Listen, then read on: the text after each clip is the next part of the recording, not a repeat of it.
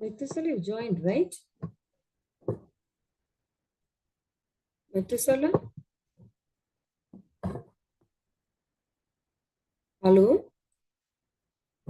Okay. I'll quickly make the poll.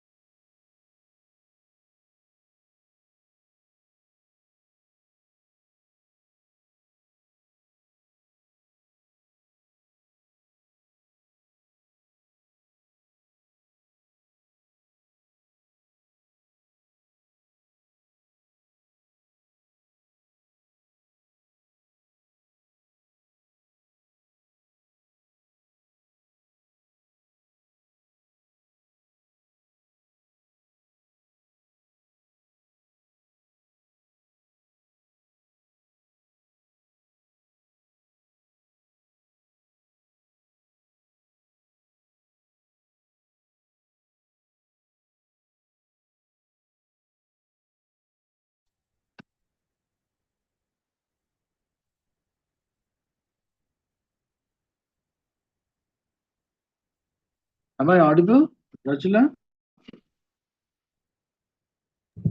Yes, Madhusala, you're audible. I'm just creating the poll. I'll come back here quickly. Okay. Just 2 minutes.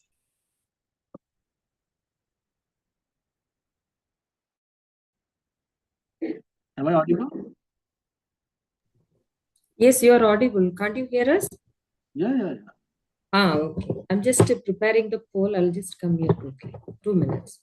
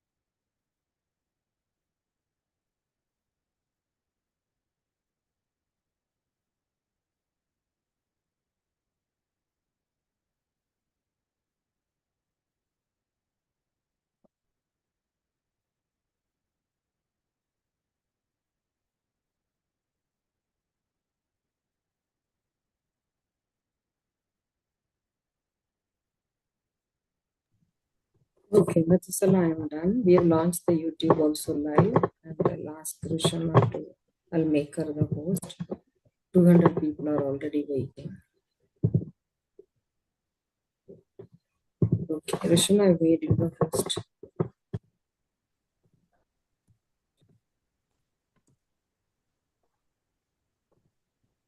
Shall I start the webinar? Mathusala, we are starting. Okay. Mathusala, we are going live. We are live now.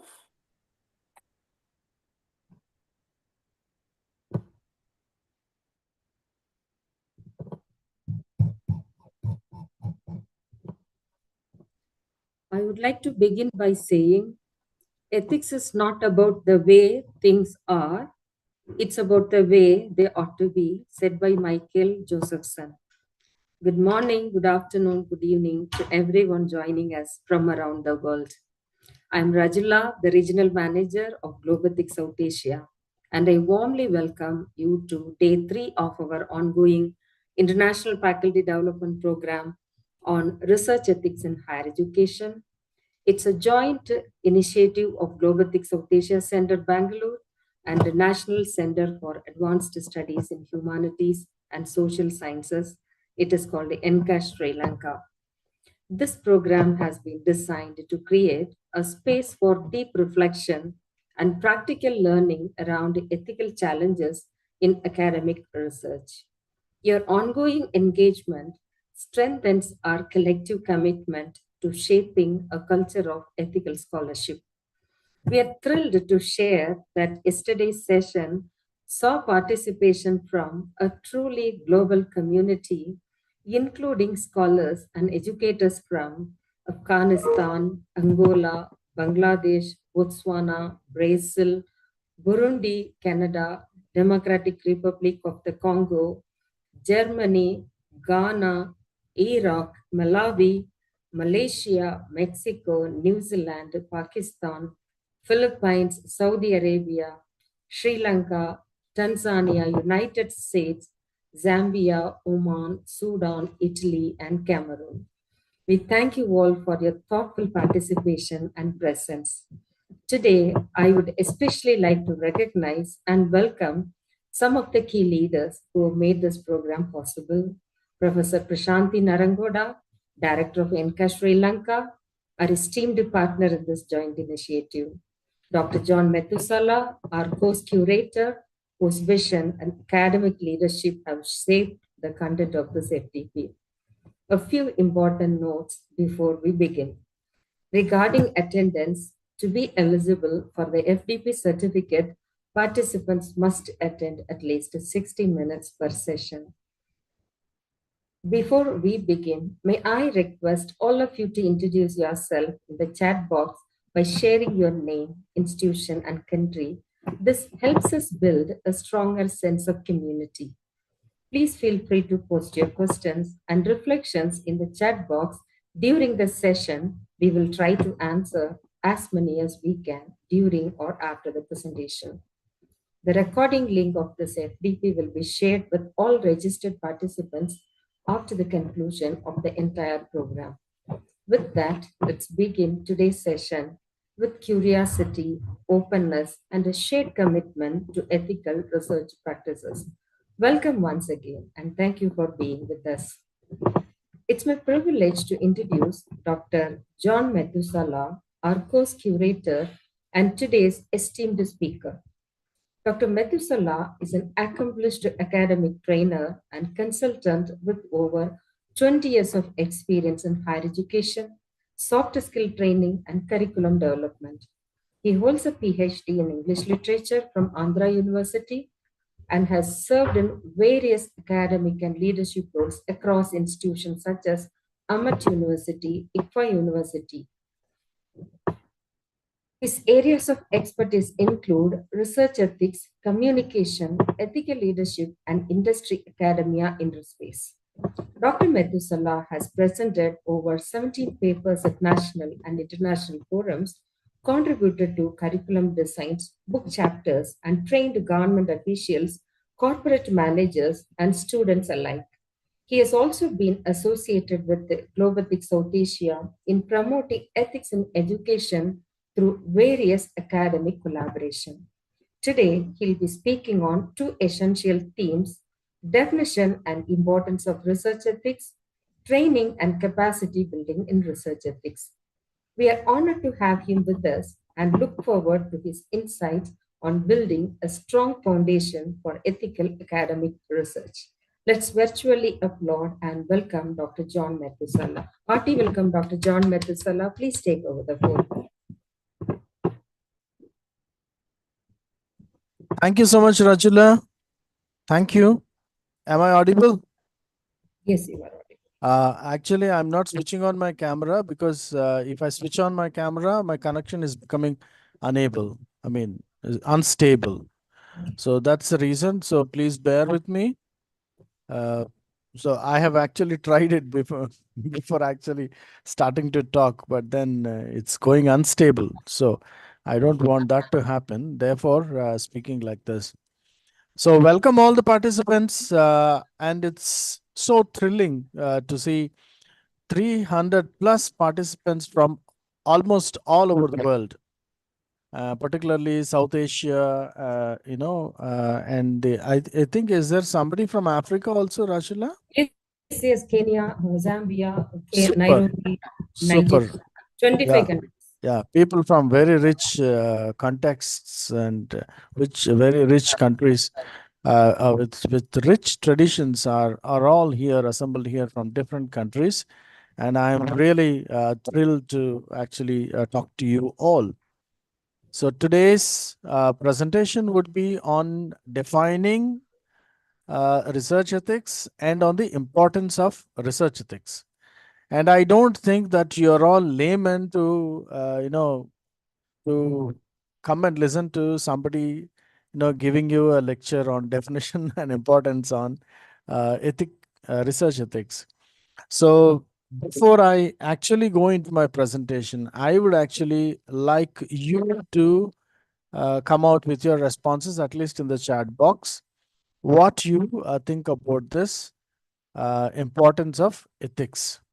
Number one, once we deal with this, we will go to the technology, the techniques, and the capacity building and the training part needed to empower the faculty, right?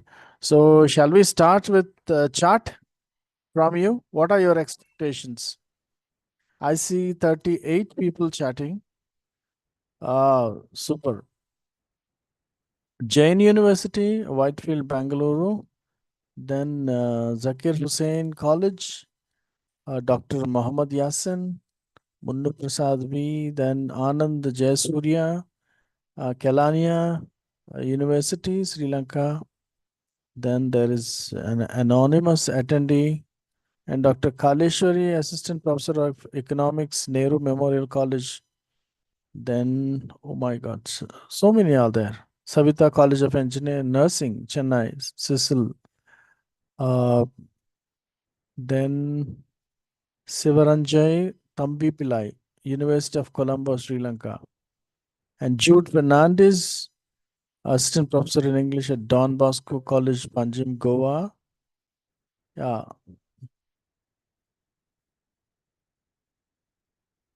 So from Nagaland also we have Mr. K. Tomato. Yeah, that's great. So do we have somebody saying something on the chat about research and ethics? What you think? Okay. AI overthinking in ethics. Okay. That is one. AI overthinking in ethics. Munnu Prasad V. Expectation is AI overthinking in ethics. Okay. Okay. Yeah, I will answer this. We have it in the presentation. AI. Okay. Fine. So I think you are still thinking, and while there are some questions, there is faculty from indigenous medicine.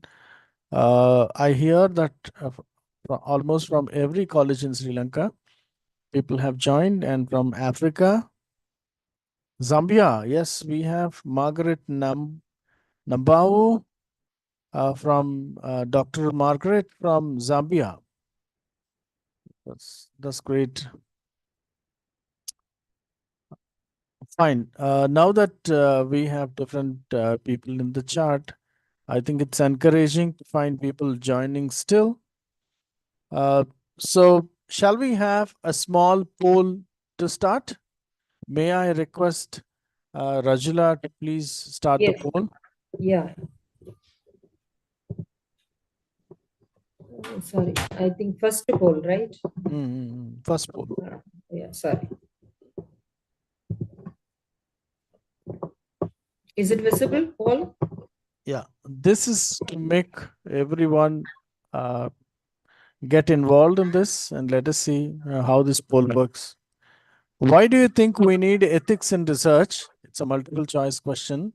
You can actually tick one or all if you want to.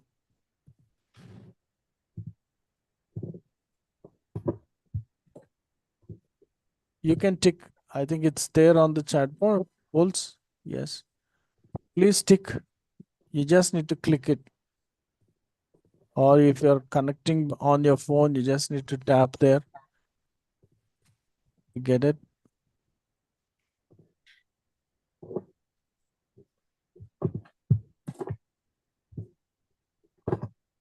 Because host and panelists cannot vote, I cannot give a trial on this. Oh, very good. Done. Done. Very good.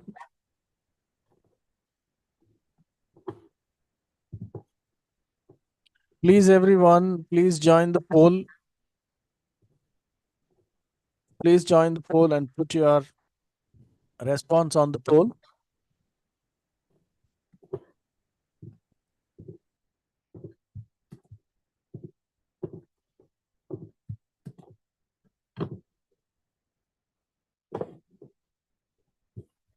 We have people from the Ministry of Finance of Sri Lanka.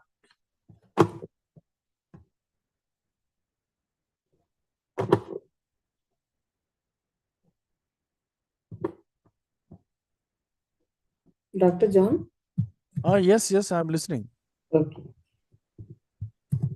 I'm just waiting for you to complete the poll and let us see the poll result. Okay.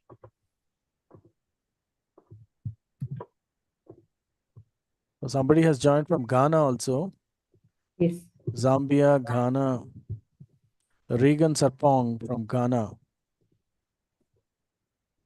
Regan, do you by any chance know Mr. Rob Bell?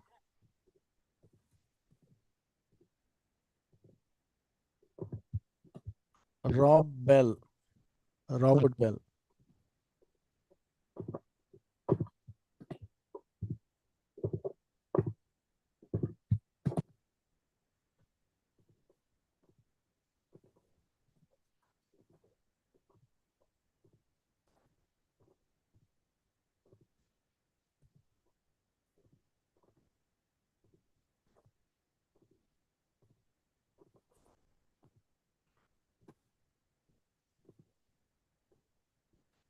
Okay, can we have the poll results?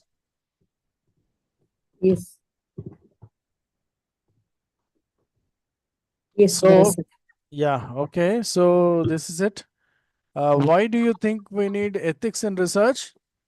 To protect cultural identity and autonomy.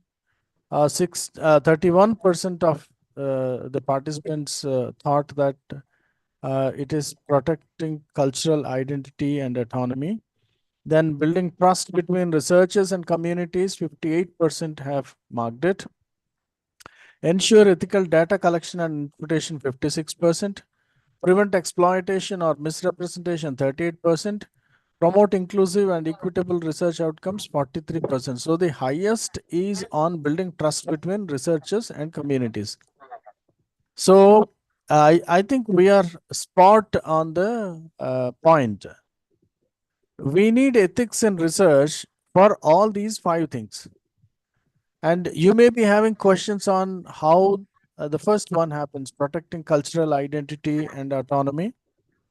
And because you have pulled less on preventing exploitation and misrepresentation also, I think we will be getting more light on these areas. But see, all these 5 areas are very, very important. Thank you so much for everybody who has participated in the poll. And thank you, Rajula, for keeping up this poll. So we will go back to the presentation. Rajula, Miss Rajula, can you please present the PowerPoint presentation that's sent to you? Yeah.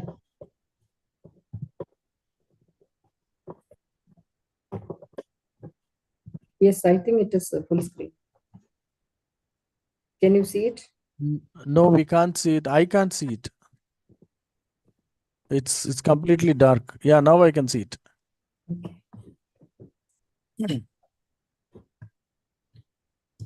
So good evening, all the participants, and welcome to the agenda that we have here.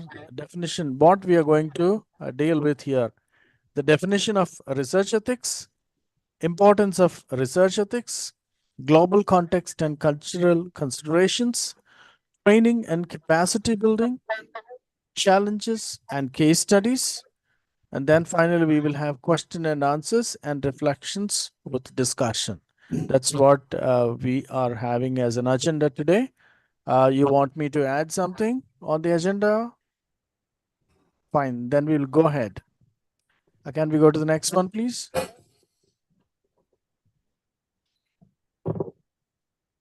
So what is research ethics? We are trying to define research ethics.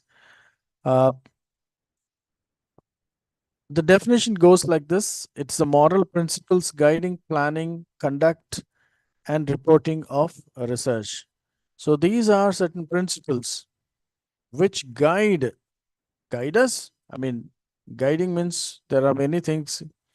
It's not a research guide doing the guiding, but then they should guide us. The ethics of research must guide us for planning, for conducting, I mean, how we conduct the research, and finally, how we report the findings of the research. So that is what is research ethics. So in everything, there are principles involved. So if it is not principles based, then I don't think we can talk about ethics at all. And then what are the universal principles we are looking at? Respect for persons, beneficence, justice, integrity, and confidentiality. When we talk of this universal principles, respect for persons. So the person who is doing a research, if he's doing on a community, then we need to have respect for the people that are there in the community. Or we need to have respect for the respondents of our questionnaire. And then we need to have this beneficence if we are dealing with somebody who is in need. Sometimes people are, very arrogant also. Maybe they also need our beneficence. So how well we use our soft skills to get our things done.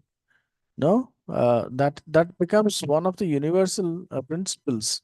Beneficence. Without beneficence, arrogance in research will never help us. I mean, we are very bad researchers if there is no beneficence in what we do.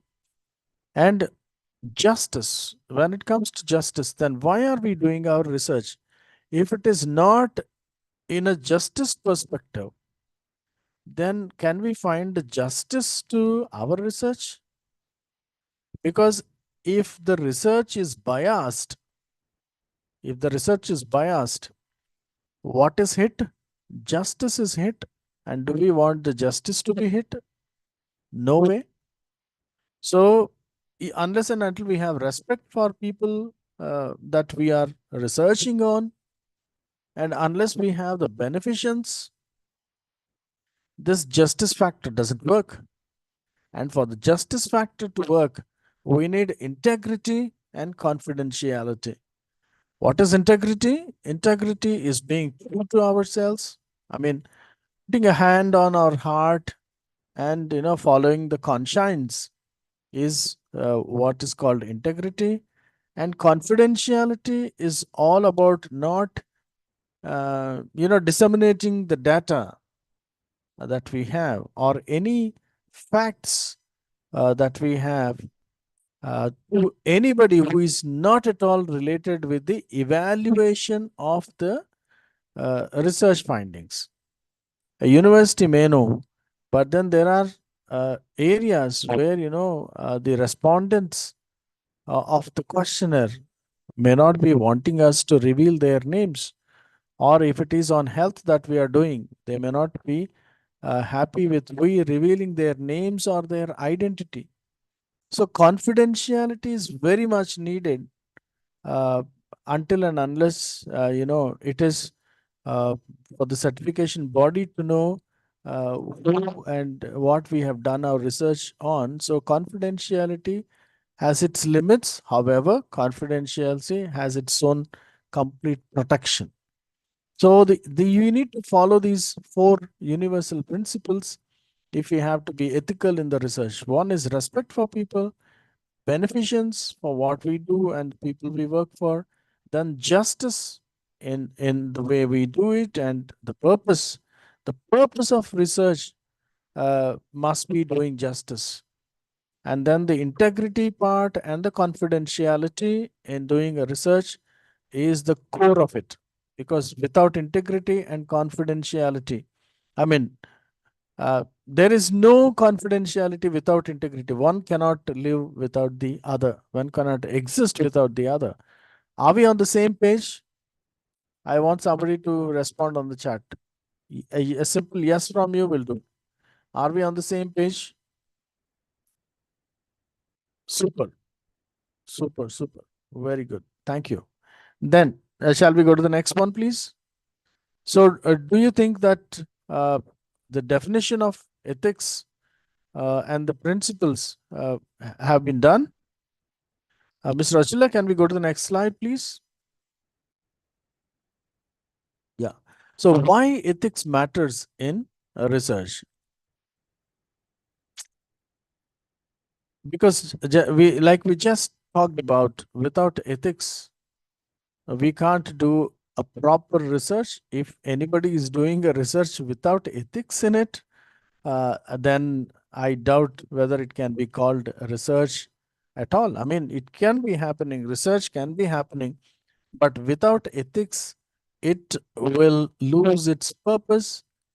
And if it loses its purpose, then then all the resources that are put in it will be a complete waste.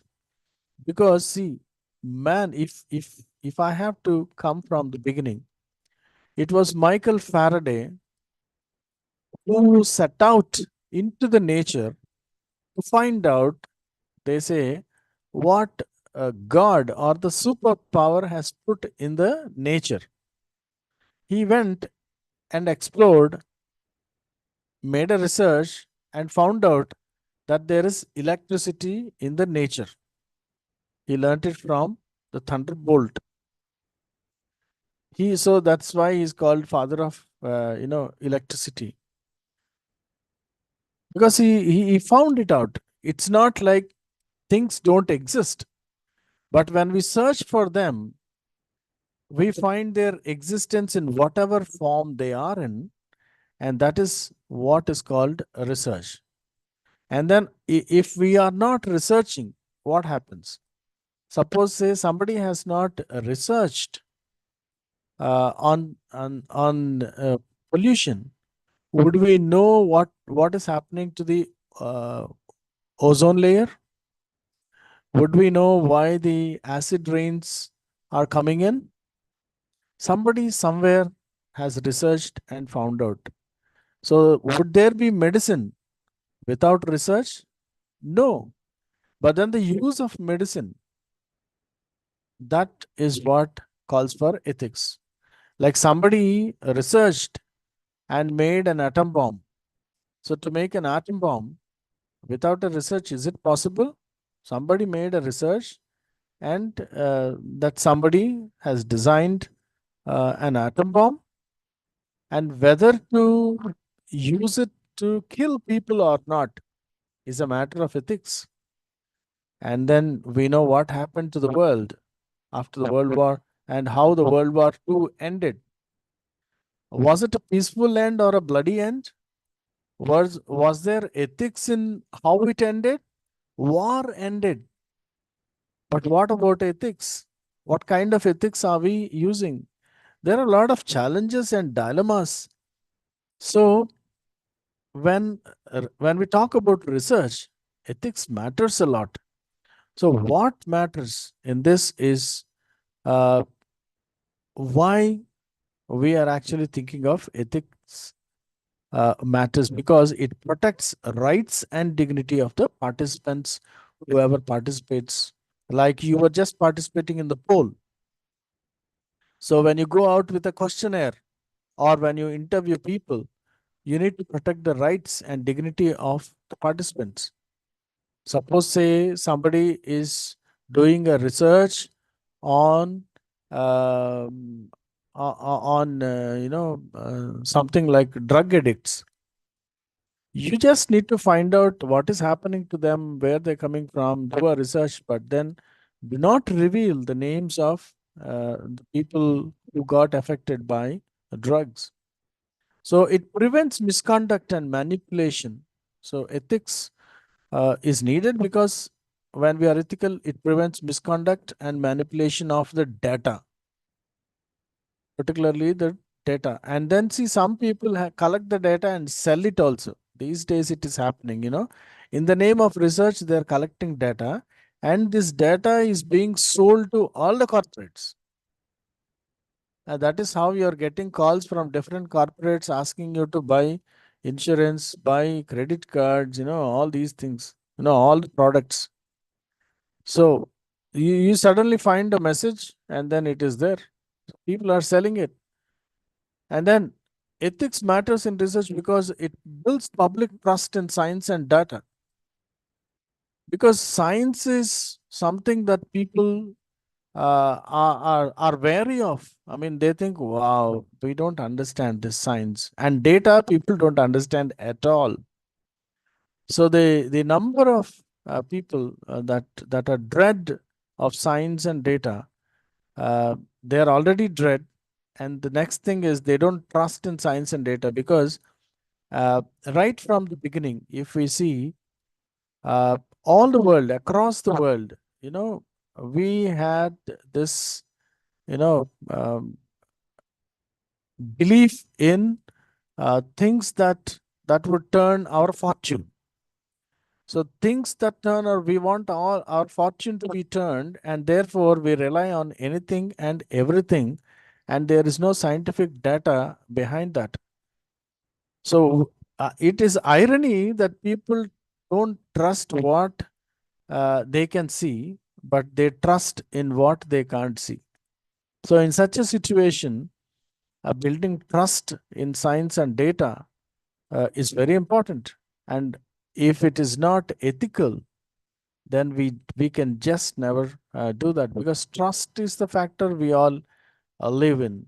We all live for. If people don't trust in family, if members of the family, they don't trust each other, then why are they living together? Let us say in institutions, if the head of the institution doesn't trust in his subordinates, then how would the institution be? There'd be a lot of policing. There would be a lot of, mistrust among people. And in this atmosphere of mistrust, can things go healthy? It will become a toxic culture, toxic atmosphere, right or not? So trust is needed in the family, trust is needed in the community, trust is needed in a society, in the institutions. Without trust, we can't live. So if trust has to come in, then ethics have to come in. Ethics have to be followed. Then it encourages social responsibility and accountability. What is this? Social responsibility and encouraging. So research tells that so many people are leaving their father and mother at home and leaving abroad. There is a poll, let us say. What is happening to the mother and father who were left in their own country? Because the sons have got wings and they flew away, and the parents are here in their old age, helpless. They are just pursuing, and even the parents are happy that the children are there abroad, doing good. But then somebody made a research and said, no, this is not working because these people are suffering, and these are the ailments that these people are suffering from, and all this suffering is preventable. See, mostly sufferings of people are preventable if we know that we can empathize with them. So ethics actually calls for this empathy, and therefore we are talking about social responsibility. Like, when they dropped down the atom bomb, was it a social responsibility that they dropped down the atom bomb? Was there no other way other than doing that? There was, but still they opted for that because they wanted to show their might. Likewise, whatever is happening, they are doing it uh, uh, because they want to show their might, or to show off what they have achieved in this world. And research calls for accountability. Yes, if money is spent, definitely what did you do with this money? You said research, and what did you do with this money? That is accountability. And also, this accountability is for everyone. Suppose somebody makes a gas, comes up with, a new kind of gas which can kill people in seconds. Then definitely people will ask for social responsibility and accountability. So, if there is a question of ethics, then people will stop doing such things. Hope you agree with me. If you agree with me, can you put a yes in the chat? If you have any questions at this stage, please. Or if you have any comments, I would encourage you to come up with comments. Thank you, participants. Can we go to the next one, please, Rajula?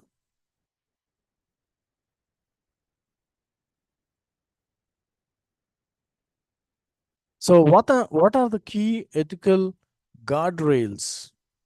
Guardrails, the ones which are used to protect people, even when we are climbing up the stairs or anything like that.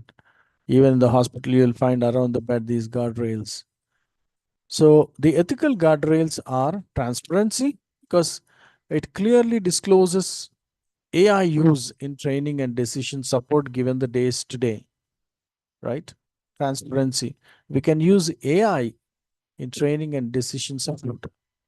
Then inclusivity, design for users across cultures, abilities, and languages. So it's not like, people who are differently abled. We cannot say that they cannot research. We need to include them. We cannot say a particular community cannot come in and do a research. They don't have the capacity or the capability. So this inclusivity is for everyone. The other day, there was a professor who was talking about inclusivity, equity. What is equity? Equity is giving the appropriate share. It's not the same share. Giving the appropriate share, whatever is needed. Now, when we talk of inclusivity, then we are ready to give that appropriate share to the cultures, and we are including the whatever kind of abilities, completely able people, or partially able people, or people who have challenges when it comes to abilities. So we are including them, and when it not only the abilities, it's about the languages they speak also. Now people are discriminated on the basis of language everywhere, and this is growing. The linguistic chauvinism is growing. But then when it comes to ethical guardrails, I think inclusivity is one which does away with all these things. Unless and until we do away with all these things, the disparities, uh, we cannot go properly in a focused direction on key ethical matters in research. Accountability, we just talked about accountability, but using AI, I think accountability can be brought in. We can take the assistance of AI, and then, but still, AI can only give the data. But then, who gives the ethical judgment? It is we who give the ethical judgment. Why am I actually talking about all these things beforehand? Is you will just find out what we are going to do in the next slides to come. Then the cultural sensitivity. Customize AI tools to respect local norms, rituals, and ethical systems. We have local norms, rituals, and ethical systems all around us. So if we have to bring a cultural sensitivity, we need to customize even the AI tools. We have to customize ourselves and even the AI tools. This is what I said when somebody asked me this question of we want to know about AI. AI is everywhere. Now we need to talk about that. Then the data governance. Comply with cultural data sovereignty protocols and privacy standards. Now, why am I talking about all these ethical guardrails? Because we are talking about the training and capacity building of the faculty. If faculty are not trained properly on all these things, then how can we capacitate them to become ethical researchers?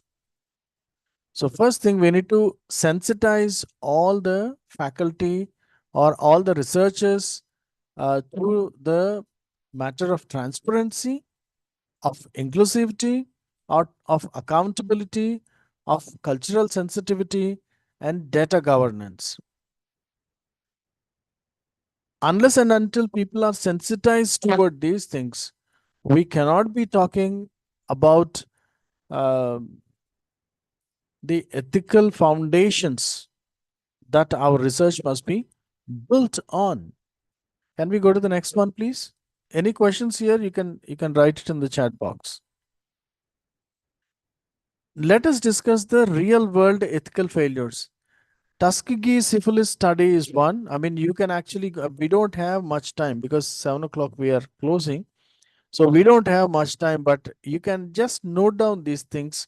This is all in the net. Now, these days, nobody can take pride and say, I am the authority on this. But you can actually go out and find what this is. This is a very old one, Tuskegee syphilis study.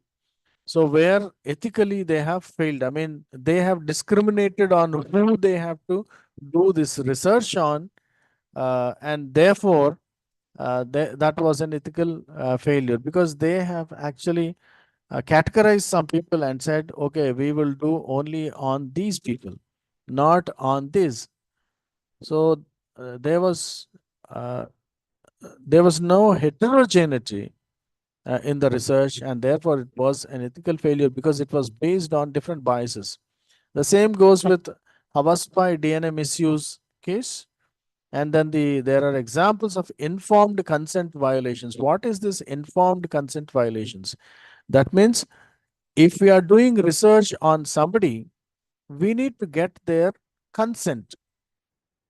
Like, let us say a pharmaceutical company wants to bring a new drug into the world. And then it has come up with theories, and somehow it has made it also. It has tested on rats, cats, whatnot, on everything they have tested. Because rats and cats can't sign, we cannot take their informed consent. So it has come to people. Now they thought, finally, let us do a study on human beings. So if it comes to human beings, uh, there are vulnerable communities. Like, there are tribes, there are very, very, remote tribes or remote islands where people are, they allow us to go there, but then still they don't know what we are doing. Even in the 21st century, we find such people. And then there is this I mean, people go and try to make a research on them. And then when they do this research on them without their consent, that means agreement, then that is an ethical failure completely. There have been studies like this done by, some people on the Africans. I mean, Europeans have done a lot of researches on the African community who were vulnerable at that point of time. And then even in Australia, it happened. Australia, the indigenous tribes were, tested without their consent. So therefore, there were researches made even on smallpox. They caught smallpox and then they suffered a lot. It was like a genocide that happened for them.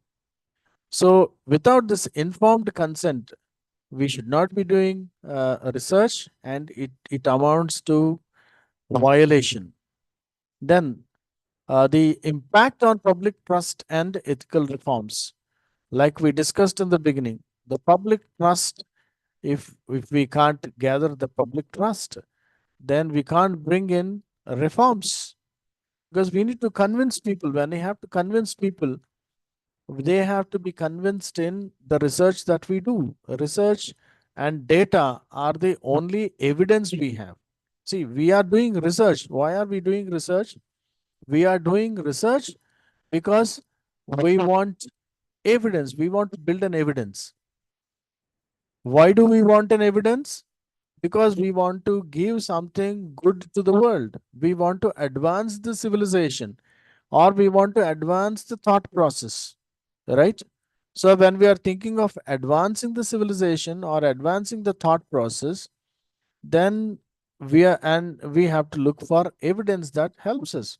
I'll give you one thing. Copernicus said world was round. I mean, the earth was round.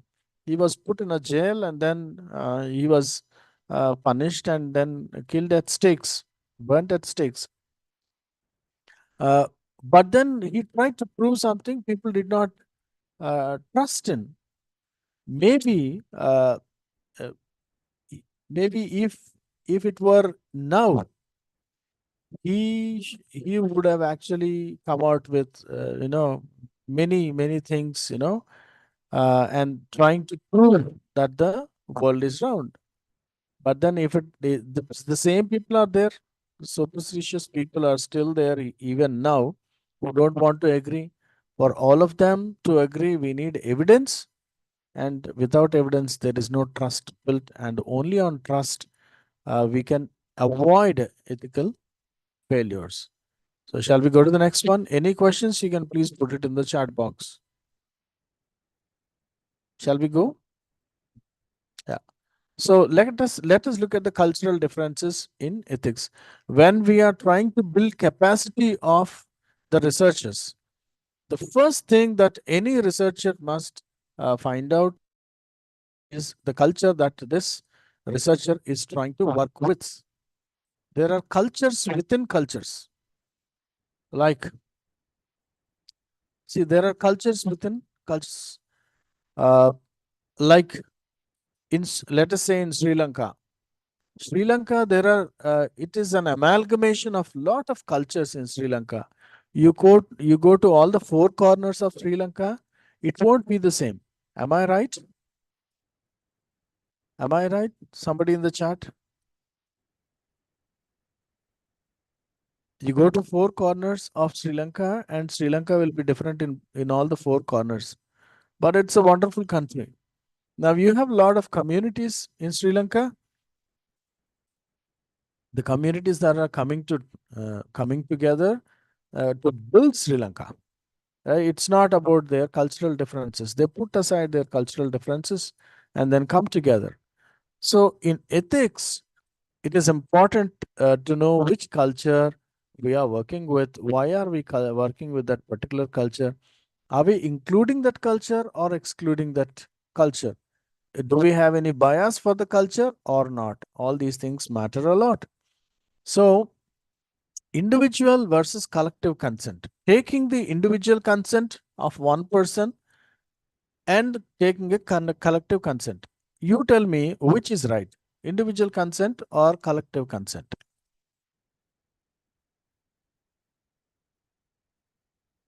Both. Sneha Gangadharan, good.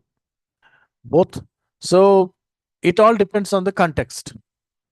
It depends on the context. When you're dealing with an individual, it is not a culture. When we are dealing with an individual, it's not a culture. But when we are dealing with a community, then we talk about the culture. So collective consent is very much needed when we're talking about cultural differences in ethics. Then local customs, taboos, and language nuances. This we have dealt with in the beginning, but still we will talk at length on this. Local customs. Now, there are different customs. Would somebody like to share their customs here? I mean, you can unmute and talk to us. This is a choice and a chance for you to come out and talk to us. Talk about your customs, taboos, and language nuances. We have to promote them as a panelist, otherwise they can't speak. They are participants. Super. As raising the hand, then we can promote. Yes. Participant, you may raise your hands, unmute, and speak. No, they have to put a message. We have to promote them into the panel. Then only they can. Okay, fine. At least you can put it in the chat. When you put yourself in the chat, what happens is Miss Rajula will promote you as a presenter, and then you can share.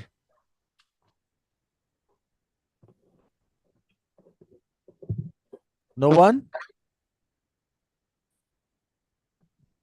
Fine. I thought you would all love to actually share your culture and tradition. Fine. Please So- drop a message in the chat box that you want to share, then we will promote you as a panelist.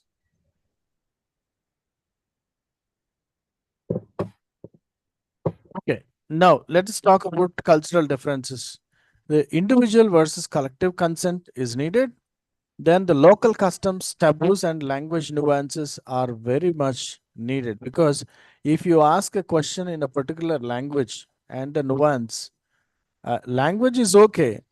Like Simhali is the language of Sri Lankans. You talk to them in Simhali, then everybody will respond.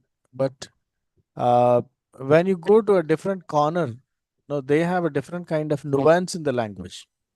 So if the nuance makes a lot of difference, and there are taboos about using certain words, and there are customs that we need to respect in the culture. Like let us say in Africa, they have a lot of customs and taboos, and language nuances are aplenty there.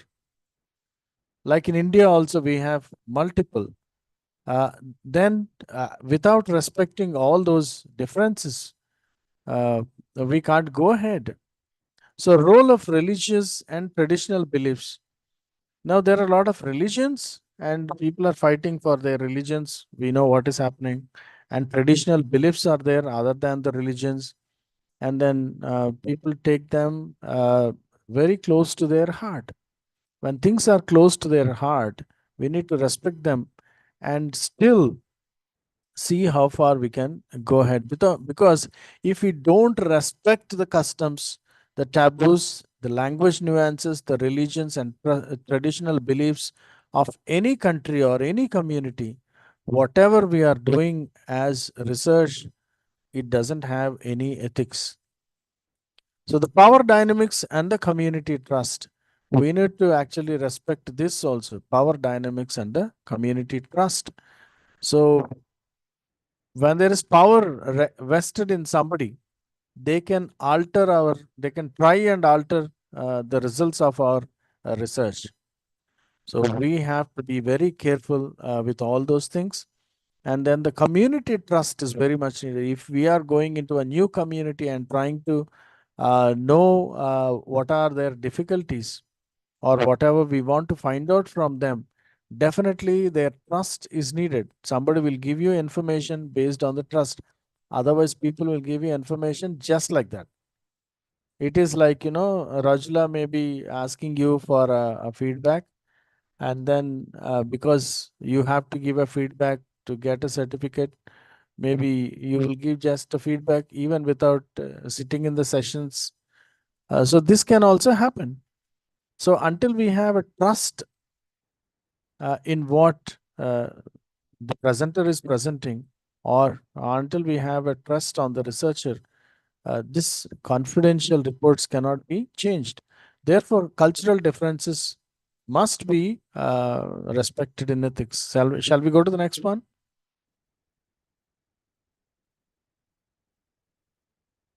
So, why culture matters? Ignoring and embracing.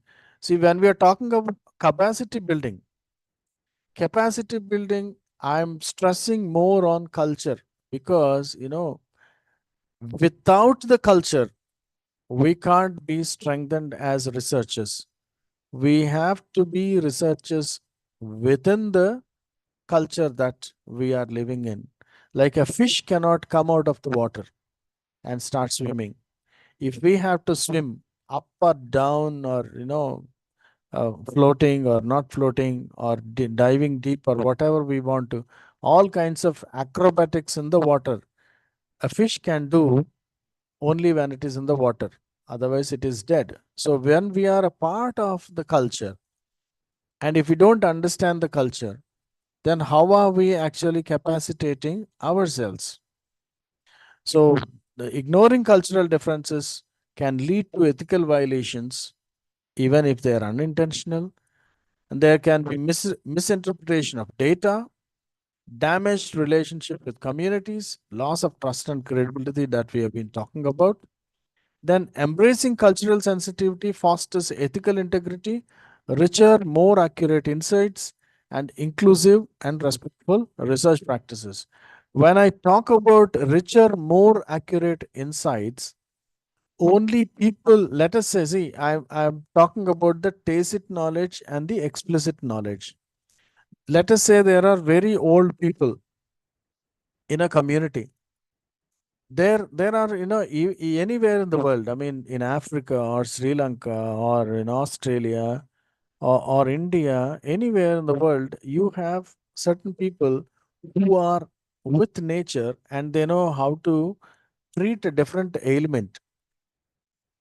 And if you think that they have never gone to school, we are stupid. But they have a lot of knowledge. They can find out a plant and then tell you what this plant can do to your life, or which ailment can be, treated with this particular plant. So this accurate insights can be given by them, but a researcher can only make a research on whatever theory is already there or the experience that is already there, and come out with findings. So this is what the world is actually doing now. The world is trying to go back and find out its roots, go back and find out all the treasure that has been there ages ago, so that that can be, given forward to the future generations. So that particular culture or tradition that has sustained life till now, it has to be carried forward. Therefore, we need a research. On one hand, the research is all about going back and understanding the experience, the tacit knowledge becoming the explicit knowledge. On the other hand, the explicit knowledge becoming the future technology. Look at this. On one hand, we have the tacit knowledge getting converted to explicit knowledge, and the explicit knowledge becoming future technology. This is what makes richer the cultural sensitivity. That's the reason why we need to have this cultural sensitivity. So this must be inclusive and respectful. Can you go to the next one, please? See, cultural data, when I say, it is very sensitive because there are oral histories, like I was talking about just now, oral histories, language. Even now, people are not able to decode whatever is written on the pyramids. Even now, people are not able to decode whatever is there in Mesopotamia.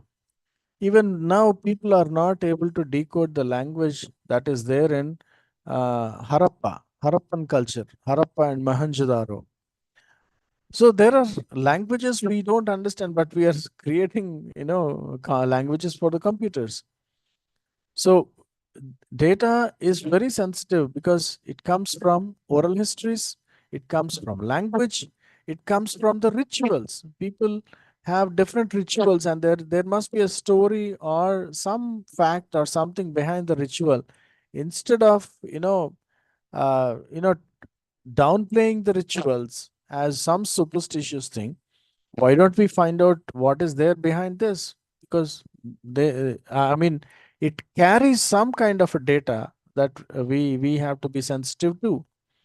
Then the traditional knowledge, I was just talking about the medicine, for example, it's a traditional knowledge. People have built pyramids, people have built bridges, dams, and civilizations have come up with even much before we have these classrooms, engineering, medicine and all that as subjects in particular universities. So going back and finding out these things needs us to be very sensitive. Then community demographics, the health and land use information, why this land was used. The other day I was actually reading a small article. In that article, it was written that somewhere in Telangana, that means in India, there were rare earth materials. And then, beside those rare earth materials, there is a very rare kind of bacteria, and which, if cultured, can actually cure cancer. This is a research done from the soil. It is, inadvertent research. It was not intended, but then later accidentally found that whatever bacteria was present there in the soil, that bacteria, if it is cultivated, now out comes an enzyme which actually would be the best medicine for cancer, instead of using all the chemicals. So what a find! And unless and until people are sensitive to the data, the cultural data, this could not have been achieved. So the sacred or sensitive cultural materials, they have, people have preserved these sacred and sensitive cultural materials. We need to find out what is there behind them. People who are superstitious, it's okay because they don't know scientifically what it is. But if we can prove and find out what is the scientific reason behind that and how we can use it for future generations and future technology, that will help us a lot, and also keep us on ethical rails.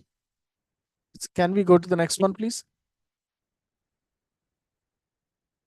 When it comes to cultural data sovereignty, why it matters in research. Without cultural data sovereignty, complexities risk exploitation and misrepresentation, and anybody carrying out research has to be very, very careful about this exploitation and misrepresentation of the data.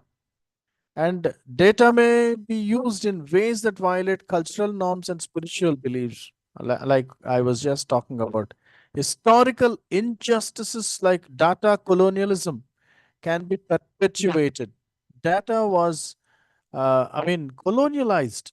It was used by the colonizers. They have fudged data for their own means, and showing their data, they said, okay, fine, this is how it works.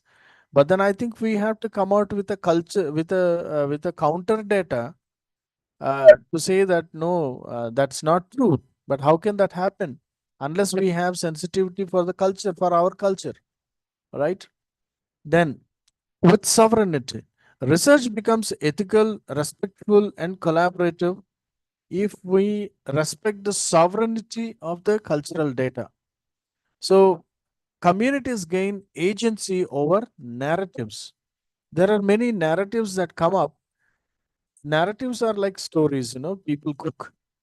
But we need to fact check that. That fact checking is called, research. And now we have a lot of AI around us. Are we using AI to fact check? Do we have different apps to make us, understand the technology and use it? So data supports community-led development and policy making. Do we have that with us? What is the policy that we are making? Mahatma Gandhi once said, when we are making a policy, uh, somebody asked him, what would be the best, how would you make a policy if it has to come, whatever? How would you actually decide on whether the policy is good or bad? And Gandhiji responded saying, if this policy is helping or developing the poorest of the poor, then I think that is the best policy. So our research must affect the poorest of the poor, the have-nots. And this sense comes to us only when we understand the cultural data and the sovereignty of the cultural data. Do you agree with me? If you agree, then please post yes in the chat box.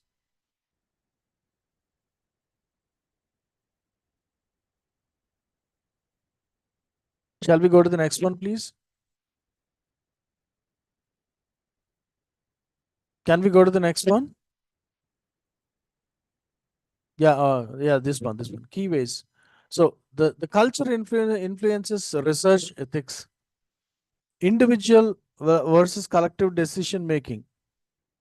How do we make a decision? Religious and spiritual beliefs that are there, language and communication styles, reciprocity and hospitality versus hostility when giving the data, the power dynamics and trust. So when we customize as needed, we are talking about cultural advisor role that every researcher is playing. The role. So when as researchers, we need to find our roles in the society. What is our role? And the traditional knowledge safeguard. Do we actually safeguard the traditional knowledge? And see the cultural calendar sensitivity.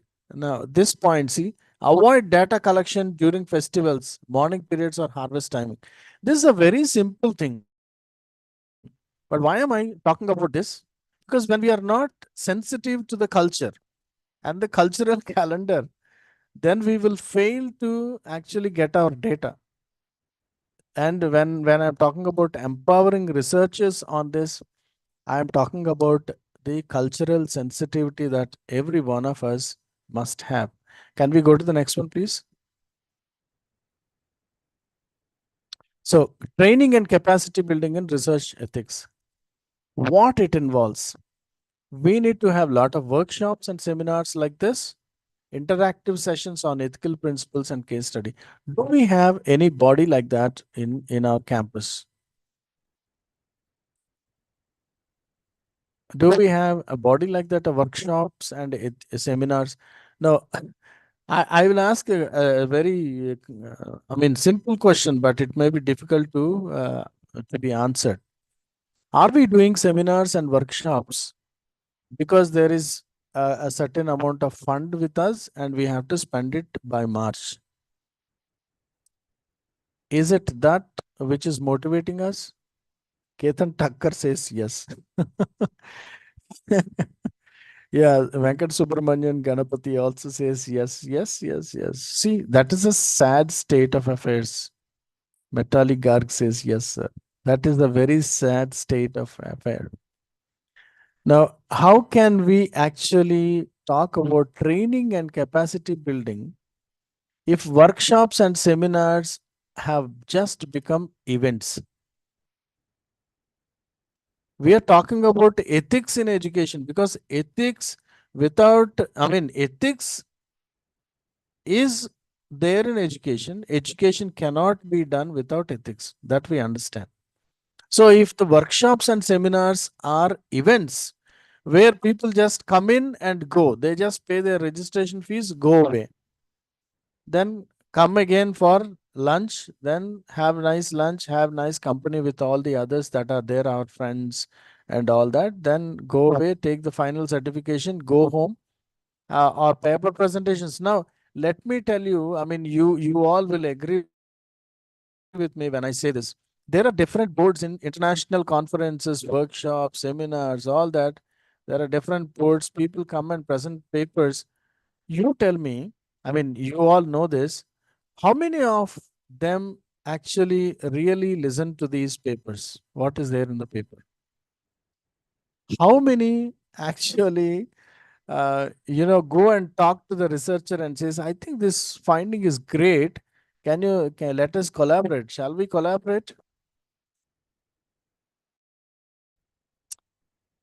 We now, do we have any respect for the boards and the papers, or do we say, okay, fine, come on, 2 minutes, 3 minutes, come on, go ahead? You have done a great research, and then after coming with your paper, the chairman there says 2 minutes, 3 minutes, come on, read it out and go. By this time, you have not even finished saying good morning, and then they said your time is done. How can this happen? So, if workshops and seminars are becoming events to spend money, is it ethical to spend that money? Is it ethical to sit in a workshop? Is it ethical to prepare a paper where people don't care for our paper? I felt insulted, I felt insulted when I went to different conferences, a couple of conferences, and then when there were no people in the room except me and the chairman, nobody was interested in the paper. Then why should I go and present it? Why the chairman is sitting there? Just because he has to do something like that? And there was one conference where the chairman was talking to somebody else all through the presentations. And finally, he just summed up saying, thank you very much. The papers were very good. Excellent. Now, what is this? What kind of ethics is that?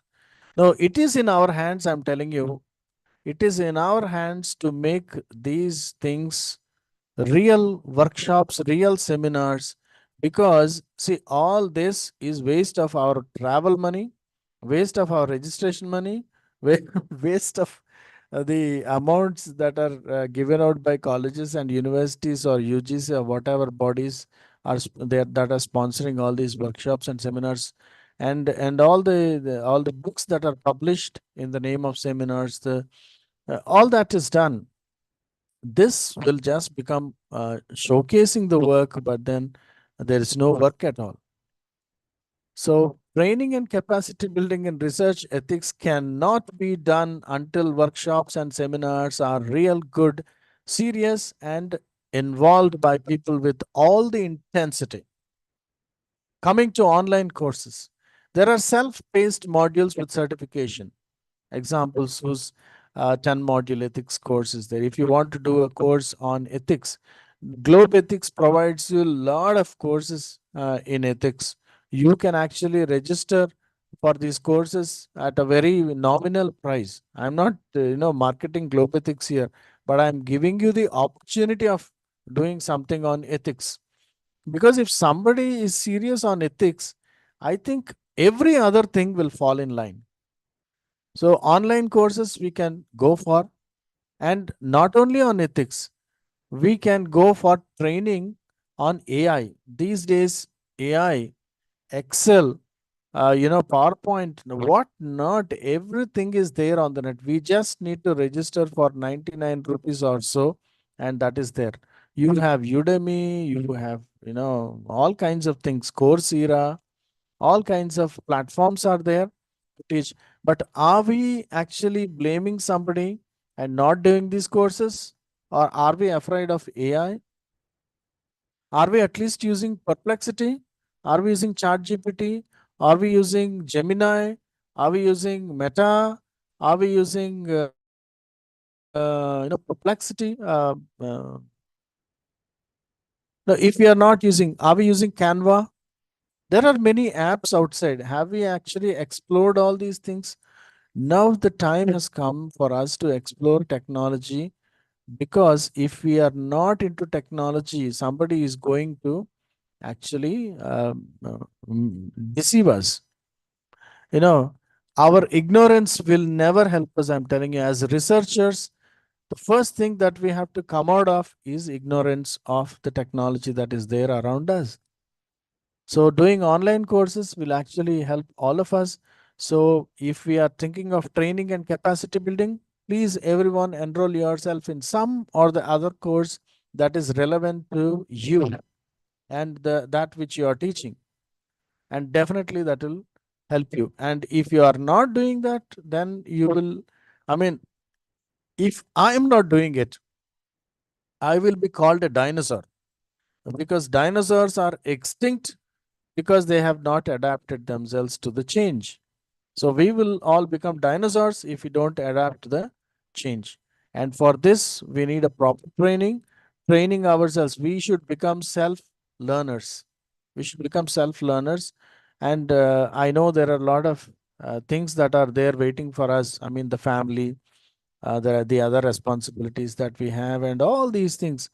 Among all these things, actually, if you learn AI, I mean, the technology all around us, if you take that for a helper, you have so many secretaries to do your work. You can do your work just like that. So please register yourself for online courses.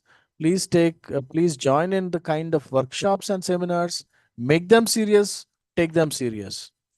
Then the mentorship programs, pairing junior researchers with experienced mentors. And I tell you, students are our army. Students are our army. If you want to do a research, use your students. There is nothing wrong in using students for research, because students will learn from what we do, what we tell them. So we are actually training them on research. So there is nothing wrong. They are our army. Please use the students to collect data, no, to do whatever, but don't depend on them to write our research paper also. Understand? So it's not complete outsourcing, but we need to actually make them get involved in what we are doing. So without the partnership of our students, what are we actually doing? It's simply, I mean, we are trying to deceive ourselves when it comes to research. Then institutional support, establishing ethics committees and policies. So if training and capacity building in research ethics has to happen, then institutional support is very much needed. Here, let me tell you one positive thing. All the institutions and institution heads always want quality, always want things to be ethical. But unfortunately, I hope you will all agree with me when I say this. Given the situations that they are in, they are forced to resort to unethical means knowingly. And we are all in the trap. We are all in the trap of unethical, practices. So I think we are the ones as faculty who has to tell the institution head, sir, don't worry. We will actually see that this is going ethical. And then they would actually love, every institution head would actually love their faculty to talk about ethics and find a way out of this. Like, I'll give you an example. Let us say people are going for plagiarism. Why are they seeking plagiarism? Because they can't find books, number one. But books and knowledge are there on the internet. The only thing is we need to subscribe to those things at a very low price. Why don't we do that? Because it is easy. Let us not go for plagiarism, but let us do it. No, there is every chance of we empowering ourselves. So I say there should not be confrontation between the institution heads and the faculty. but there should be cooperation between institutions head and the faculty, and then we should actually complement each other, and then stand shoulder to shoulder for each other and say, okay, let us see that ethics, research ethics is actually happening. Trainings are perfectly happening, not as events. So if we can think of that, if we can involve everybody in this, then I think true training and capacity building happens. It is not like until I started this session, nobody was trained. It is not like until we started this session, there was no capacity building. No, this seminar is also a part of capacity building and training. But if we are not taking this seriously, I don't know. I mean, if we are deceiving ourselves, okay, I attended a session, I got a certificate. What did we learn? Then how is it going to affect us? How is it going to affect our students?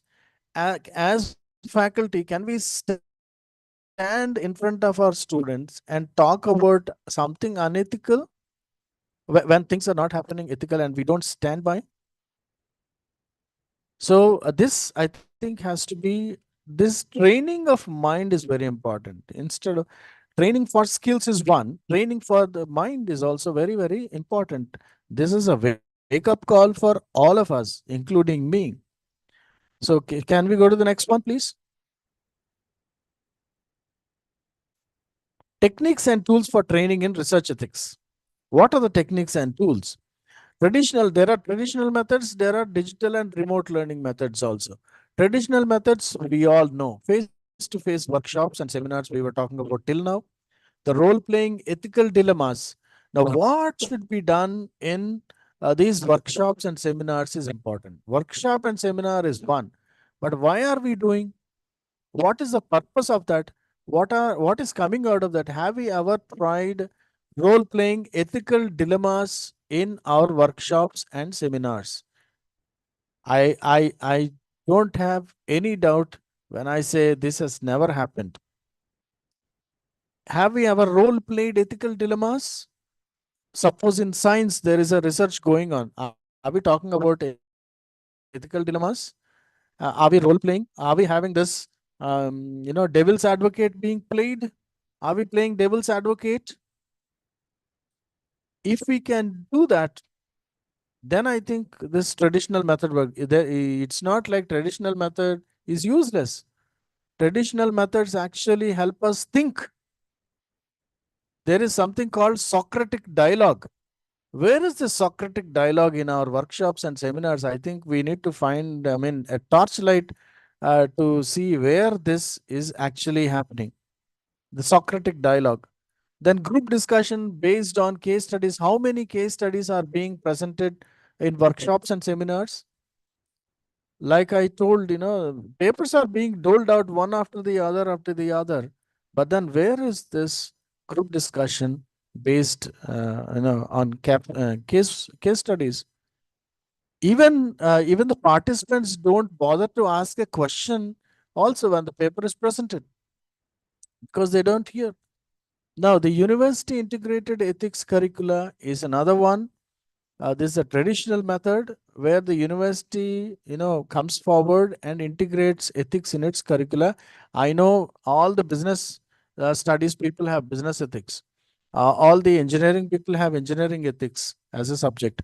All the medical people have the medicine, their medical ethics in what they study. And when all these things are there, why are these not happening? Because uh, no proper training and the involvement and the sensitization is not happening. So let us again go for mandatory courses for graduate and postgraduate students which are interactive. The assignments that we give must be interactive and transformative. The thesis proposal reviews by ethics boards. There should be an ethics board in the university. It's not just the department research committee and the university research committee, but then there should be an ethical board also, which will review the thesis proposal and say whether this thesis, is being worked in all ethical principles or not. There should be a check on it. Then digital and remote learning, when it comes to that, online learning platforms, WHO's ethics in public health research modules, please go to the internet and find out all these things. I will leave this presentation to you. We don't have time. That's the reason why I'm not, deliberating all these things. But please work on all these things. We have online learning platforms. Please learn. We have virtual simulations. If you can buy technology, you need not buy the technology. If the universities and colleges buys the technology collectively, it can be used by everyone. So interactive case studies can be done. Decision trees can be, prepared. AI-driven role play of consent and disclosure scenarios can be done. So all this can be virtually simulated. No, that will actually save our time, We have virtual boards these days. I'm telling you, I have seen somebody has come to market me that, he tried to sell me. There is a big, very big TV, which is, I think, some 72 inches or something, a big TV. But then it is an interactive TV where you take a photograph of the subject that you want to teach.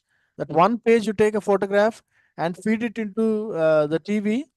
It works as a computer. It gives you the PowerPoint presentation. It gives you the lecture part of that. It gives you different kinds of pictures to display. It gives you all kinds of videos if you want to. What not? My God, it is like an ocean. So you please use all these things. It for me, I think that fellow quoted somewhere around 1,70,000 rupees. So if a university buys, that would be great for a university. It would be a collective thing. And we can use mobile apps and chatbots. We can use open access resources. There are open access resources, and Globethics has that.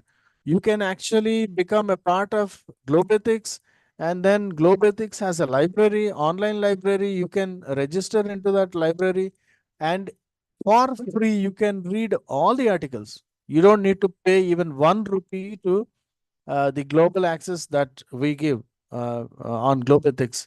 So you may contact Rajula for this. Rajula, can we go to the next slide, please? So strategic capacity building approaches. What is this that we do? Now, institutional strengthening is what we want. Like I told you, we have to strengthen our institution, because if there is no institution, you and I are not there. Because there is institution, we are there. So we need to strengthen the institution and whatever is there for that. Set up or expand IRBs and RECs review boards and provide policy templates, SOPs, and shared databases. Do we have that? If we don't have, then we need to work on that. If you want me to be a part of this, definitely you can invite me. I will be a part of this. Then standardized policies across institutions. Collaborative. Use templates from regional ethics network like FARCAP and CIDSA, and then South-South, North-North partnership, facilitate cross-country mentoring programs, pair high resource, low resource institutions together. This is called the Feynman technique. This is an extension of the Feynman technique. You can use this. Pairing high resource and low resource institutions. Can we do that? Or do we say our institution is a great high resource, we don't want to mingle with them? If that doesn't happen, then what kind of an ethics are we talking about? Support ethics exchange visits and fellowships between institutions. Then monitoring and evaluation. Now create metrics for ethics literacy. Post and pre-training assessments can be done. IRB turnaround times, quality of reviews can be done. Can you send details of courses of ethics run by Global? Yes, we will. Use a digital dashboard. This is what I've been talking. Digital dashboards for tracking ethics. This can be done. This can be done. So all this is possible. But then the openness is needed. Can we go to the next one, please? This is how we build our capacity. So tactics to scale and sustain capacity. What are the tactics? Train the trainer model. Develop local ethics educators who replicate training, and the impact would be on the local ownership and sustainability. Ethics cafes and community dialogues, informal forums for now. What does that mean? Informal forums for discussing real world ethical challenges. Now, the cultural adaptation and public awareness has to happen, which I have talked about in the beginning. Then, ethics integration in research grants. Now, when make ethics training a grant requirement, it is not, you incorporate ethics in as a part of the larger one. Ethics must be a larger one, and all the things must fall in it. When you make it happen, it ensures compliance from the inception when you're trying it. Then feedback loops. We need to develop these feedback loops for regular consultation with participants and reviewers, and this improves relevance and responsiveness. So these are the tactics. Tactics means short-term goals. Strategy means long-term goals. So we are talking about tactics to scale and sustain the capacity building. Can we go to the next one, please? So opportunities for capacity building through interdepartmental collaboration. What do we do? Cross-disciplinary ethics training. Yes, why not? Medical faculty can train the engineering faculty. Engineering people can come into medical discipline, and then they will teach whatever is there from their area. Shared resources and infrastructure. I've been talking about this till now. Unified ethics review boards, interdepartmental research projects can be done. Peer mentoring and faculty development can be done. Ethics clubs and campus dialogues can we share. Then collaborative grant proposals can we give. I mean, it's not one department giving individual proposal, grant proposal, but as 2 or 3 departments, can they come together and give a grant proposal? This will be easy for the people who give the grant, and it will be a shared resource between these 3 departments, and it will be a collaborative effort, and this will actually help the society a lot instead of having individual watertight compartmental proposals, grant proposals. What do you say? If you think that this is right, then please give a yes in the chat box. We will be closing in the next 5-10 minutes.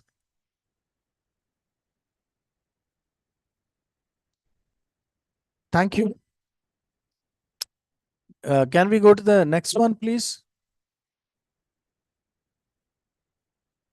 Industry academia collaboration is very much needed. Now, without industry, academia on its own, surviving is, I don't say it is difficult, but it sometimes becomes purposeless, because our students, if they are not becoming a part of the industry, then what is the use of academics then, finally? So corporate resource and talent exchange must be done between industry and academia. So industry must come to the academia must go to the industry, and there should be a resource and talent exchange. And I think somebody in the university must actually be trying to do this. I think there are some universities doing it, but not for namesake, but they should be. See, actually universities have different people of the industry come and sit in their board of advisors, they say, but then nobody actually does anything to them, unless I mean, they only just come to give placements, that's all. They don't send their people to talk to them. They don't send their technology. Only some institutions are there. I mean, some corporates, only they share their technology. But then I think this sharing of technology must happen, because the students in the classroom will become leaders of the corporates tomorrow. They will lead the corporates tomorrow. So this knowledge, if it is exchanged, then the students will become deployable. So therefore, a collaborative research will help in this. No, they will know I mean, what is going to happen in the future. Corporates offer fundings, tools, and real work case studies because case studies cannot be created just like that. Academia provides ethics expertise, peer-reviewed frameworks, and skilled mentors, and vice versa. So we from academics, we know what we can give. But then corporates, now I'll just give you a small example of what happened. We went to, I mean, there was what you call, there was one project of L&T in India in Thoothukudi, and we went there, and then we found we had a professor along with us who went there and saw a small structure built into the sea. I just can't give you the name of that structure, but then that structure was built into the sea from the shore to stop the waves from coming and hitting the shore. But then the professor, on the first look, he said, "Why did you build it like this? This will actually, cut the shore on the other side, on the wrong side." And the L&D people came running to him and said, "Sir, how do you know this? We are actually not able to solve this problem. You have identified the problem. Yes, we have this problem." So engineers, they work, but then sometimes academics, they come with their wisdom. We all, as academicians, we have that wisdom because we keep thinking in the universities. So that is how we can collaborate with the industry. So innovation with accountability is very much needed.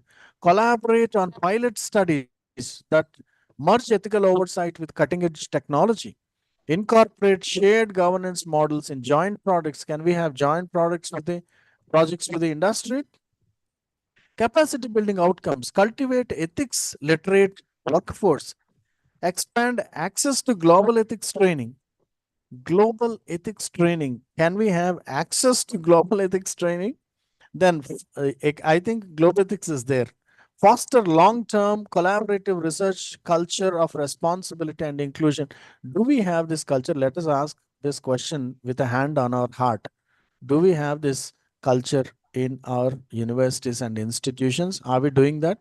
It is not like we don't want to do, but we don't have time and resources to do. So what is that we should be doing now? Can we go to the next one, please?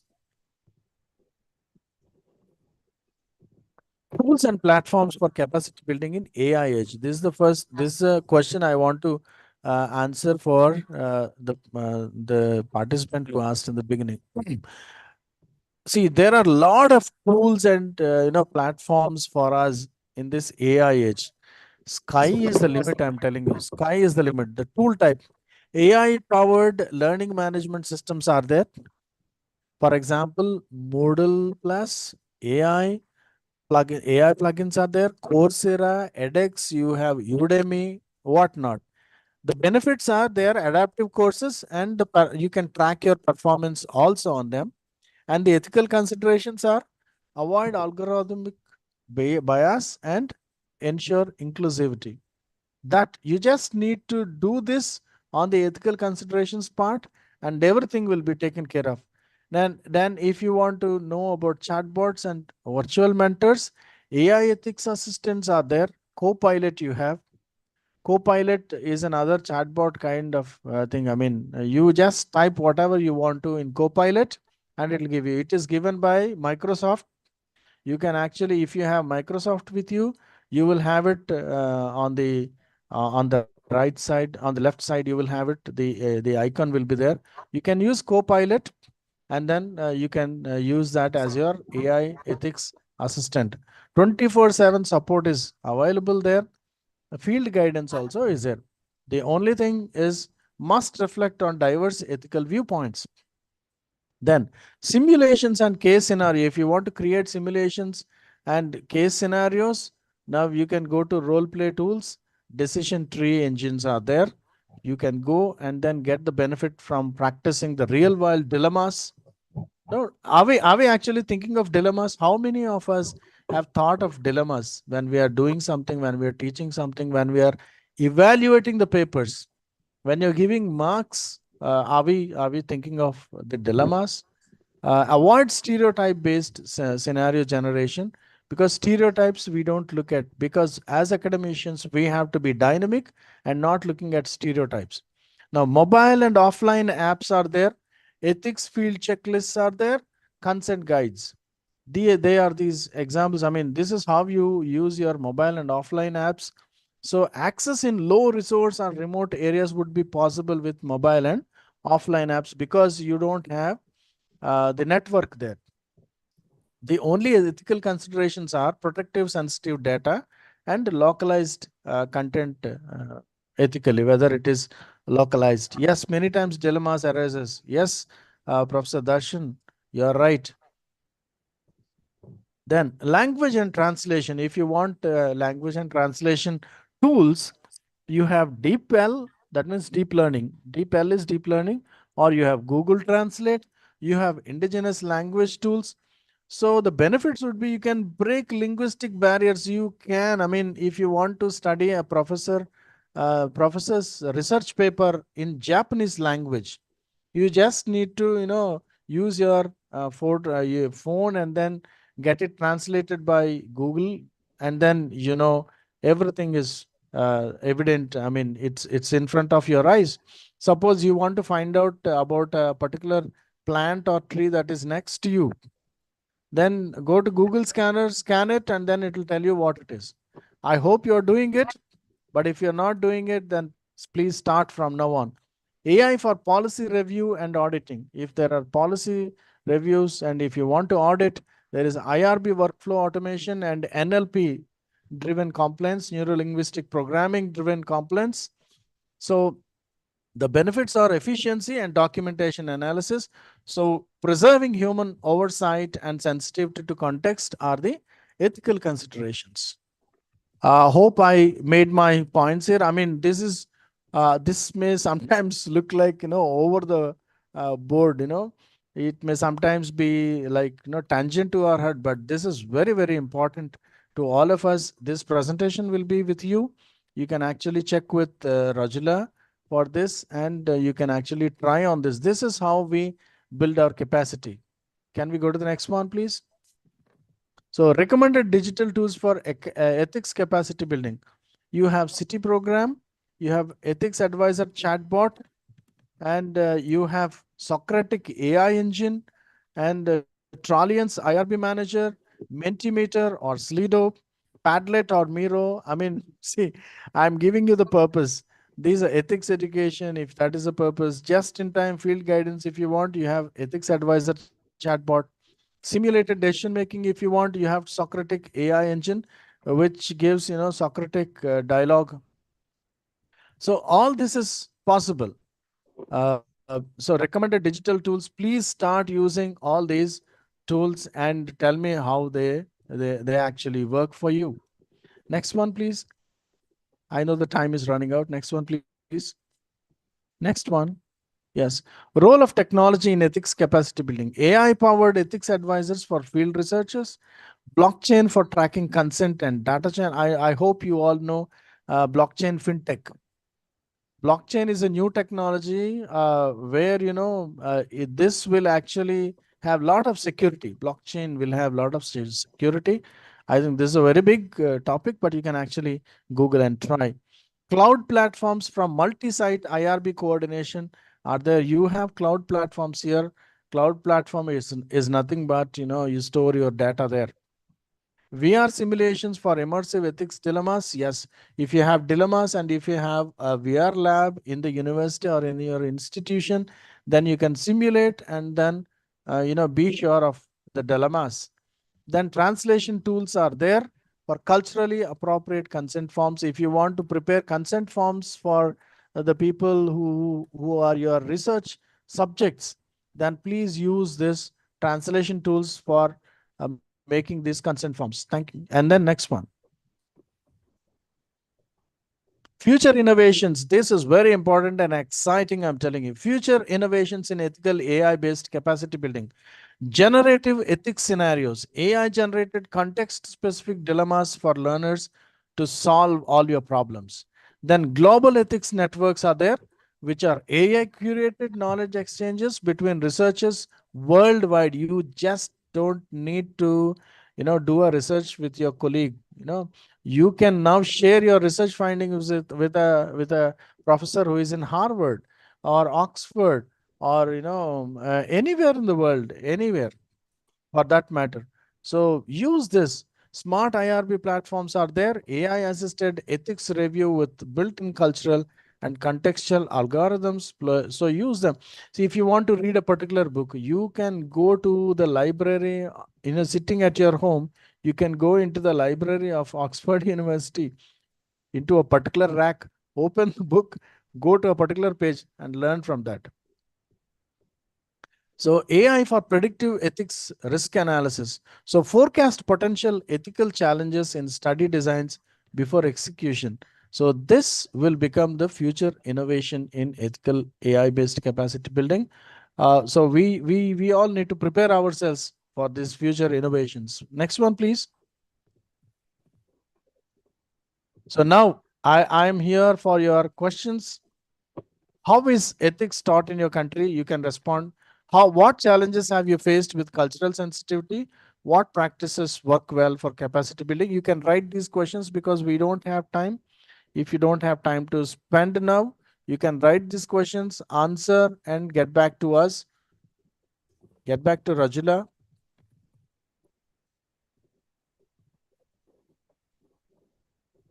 Yes, thank you. Are you done, Dr. John? Last one is there. Okay. Participants, use Q&A only to post your questions. Any other clarification, please post your message in the chat box. Yeah. Shall we? So I am done. Can we go to the next one, please? Next slide, please. Yes. So thank you so much, everyone. Thank you, Encash. Thank you, Globethics, for giving me this opportunity. Thank you, everyone, all the 453 participants. Thank you so much. I wish we had more time because, this is a very big topic, actually. So good that you all participated, and I think if there is some kind of a change somewhere, I would be very glad. Dr. John, thank you so much for taking the pain of preparing the PPT and enlightening the participants with your precious knowledge. And they've been thoroughly enjoying and learning, and good that it was an interactive session. So as you were talking, and then you were able to relate with the participant, connect with the participants, and then it was really nice. And we thank you for being with us, and mainly thank you for designing the course. And without your support, we wouldn't have been able to decide upon this research ethics in higher education faculty development program and launching it. And even otherwise, you're supporting Globethics in many ways. So thanks for the wonderful support.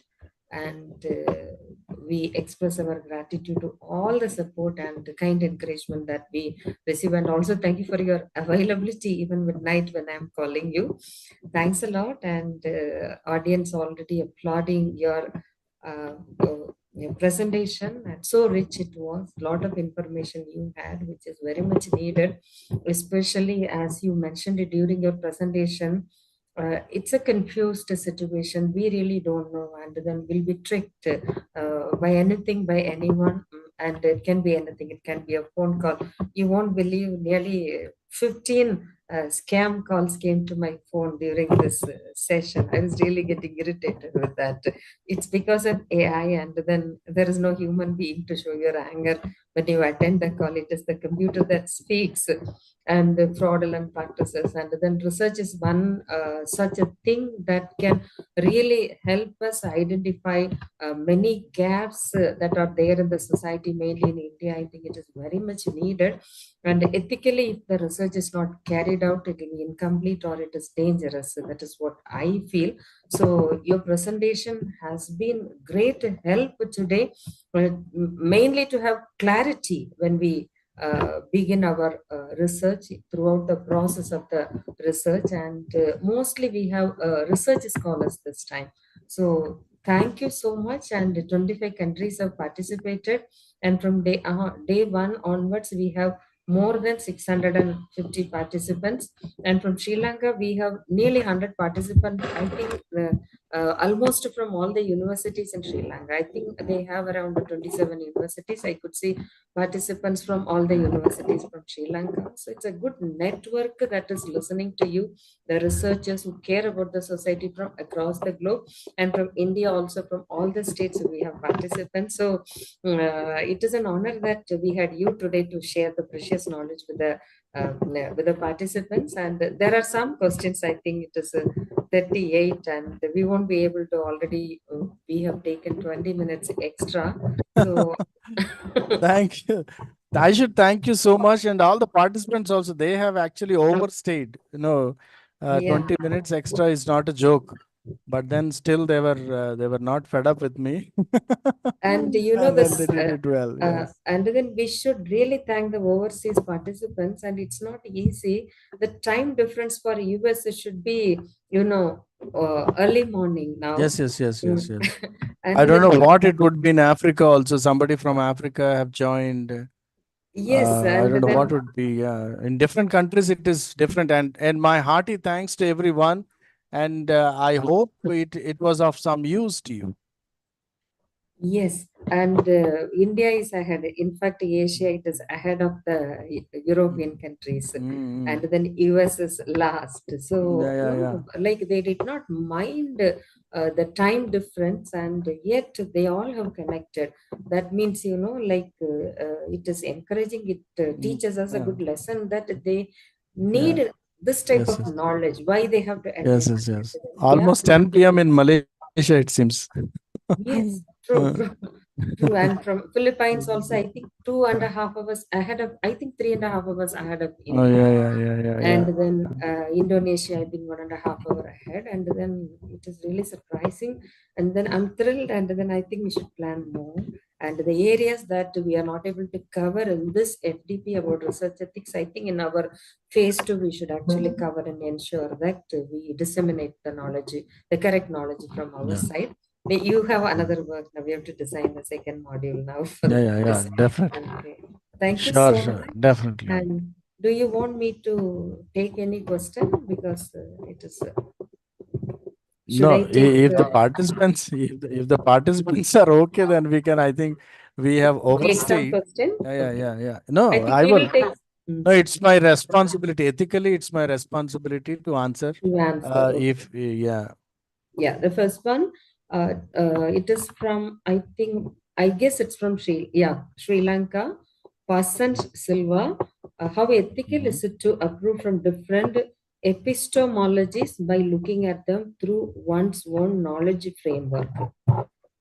can you please come again? There was a network issue. How ethical is it to approve from different epistemologies by looking at them through one's own knowledge framework? See, ethics is always comprehensive. It is always comprehensive. So I think one's own context helps a little. But then only if it is a comprehensive lens that we are using, only then we can see it. Because we need to look at research from all the dimensions. And ethics is a primary dimension that we are. Now when we start a research, there are approaches, there are methodologies.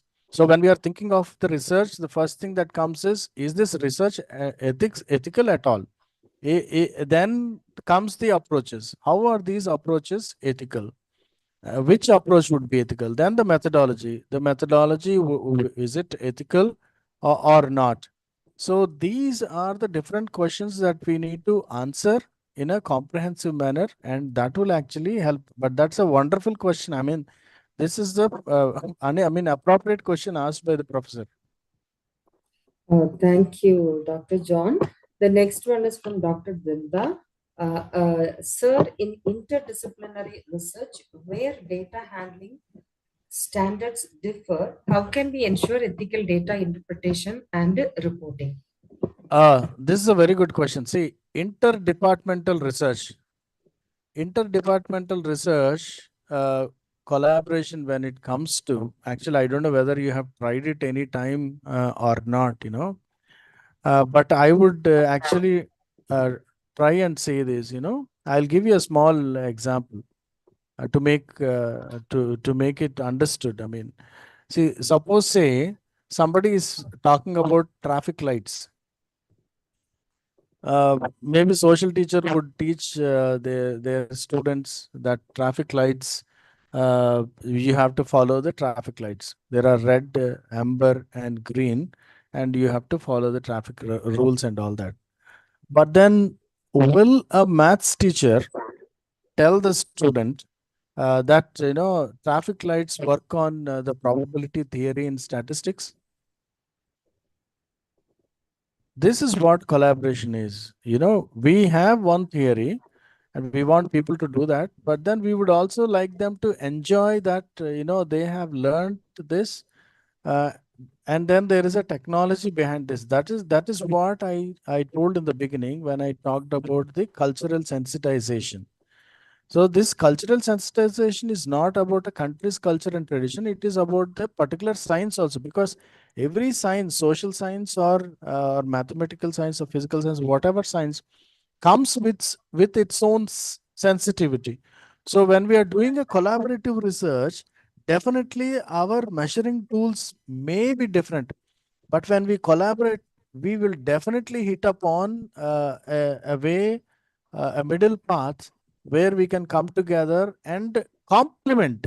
Our measuring tools must be complementing each other.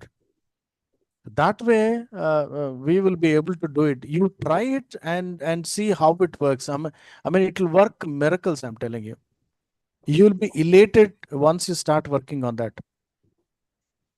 Thank you for asking this question. That was a very good question and very relevant question also.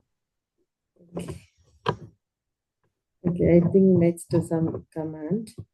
And people write the entire papers using artificial intelligence. One Dr. Mohini has commented like this. And then one Manu Prasad, culture, research, interaction will not be suitable for all the ethical environment. Okay, that's a very good question. I mean, people are using AI, so is it ethical or not? So this comes to who do you want to quote there, right? See, when we are using Chat GPT or Gemini or Copilot or whatever, it all depends on the prompt you give. You just can't say, I want this. And that doesn't come with all the dimensions that you want, because you are a thinker. You as a researcher and an academician, you're basically a thinker. So you start thinking and giving the command to the AI, I mean the computer or whatever is there. Let us say Copilot. You give your command to that. I want it this way. And it gives you something. And you should not be satisfied with that. Just copy paste, nothing works. You need to ask in depth what you want. You need to be able to define. So your thought process must come. When you research, you think in different ways, whether this works or it doesn't work or what. You need to ask all kinds of questions. Your prompt actually brings out the truth see, this is like, you are trying to elicit from a big ocean what you want to. And this is really hard work. You are doing it with your brain. Of course, you are using AI because you can't always go to all kinds of libraries around the world. Once upon a time, people used to travel. You don't have money also to travel. Now AI is there with you. So ask as many questions as you want to and make it your research. Make it your research. But you have to mention that I have done this research and my partner is Copilot. My partner in this research is, Chat GPT, whatever. Keep that. But then your thought process is your thought process. Nobody can actually deny that. You can use it. Why are they otherwise? Hope I answered your question, madam. I think so. Thank you. And next one, culture research interaction will not be suitable for all the ethical environment. Yes. Do you Yes. culture equal to research? Mm. Research interaction will not be suitable for all the ethical environment. See, I don't say that, you have to, do it everything with a cultural insight. But wherever you need cultural insight, definitely you need to go and get that cultural insight.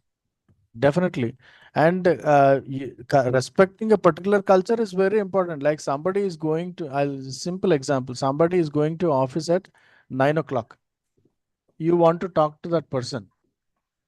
Can you go at 9? He comes only at 6 o'clock. After 6, he wants to be with his family. So what would be the right time? So we need to get a permission from him and say, sir, what's the right time to talk to you? And then that gentleman gives you time, or maybe he will say Sunday is the best time. Sunday forenoon will be the best time, or evening will be the best time. So we need to go there. We cannot go there, sit in front of his house and say, I want a question, I want an answer to this question. Will you give me now or not?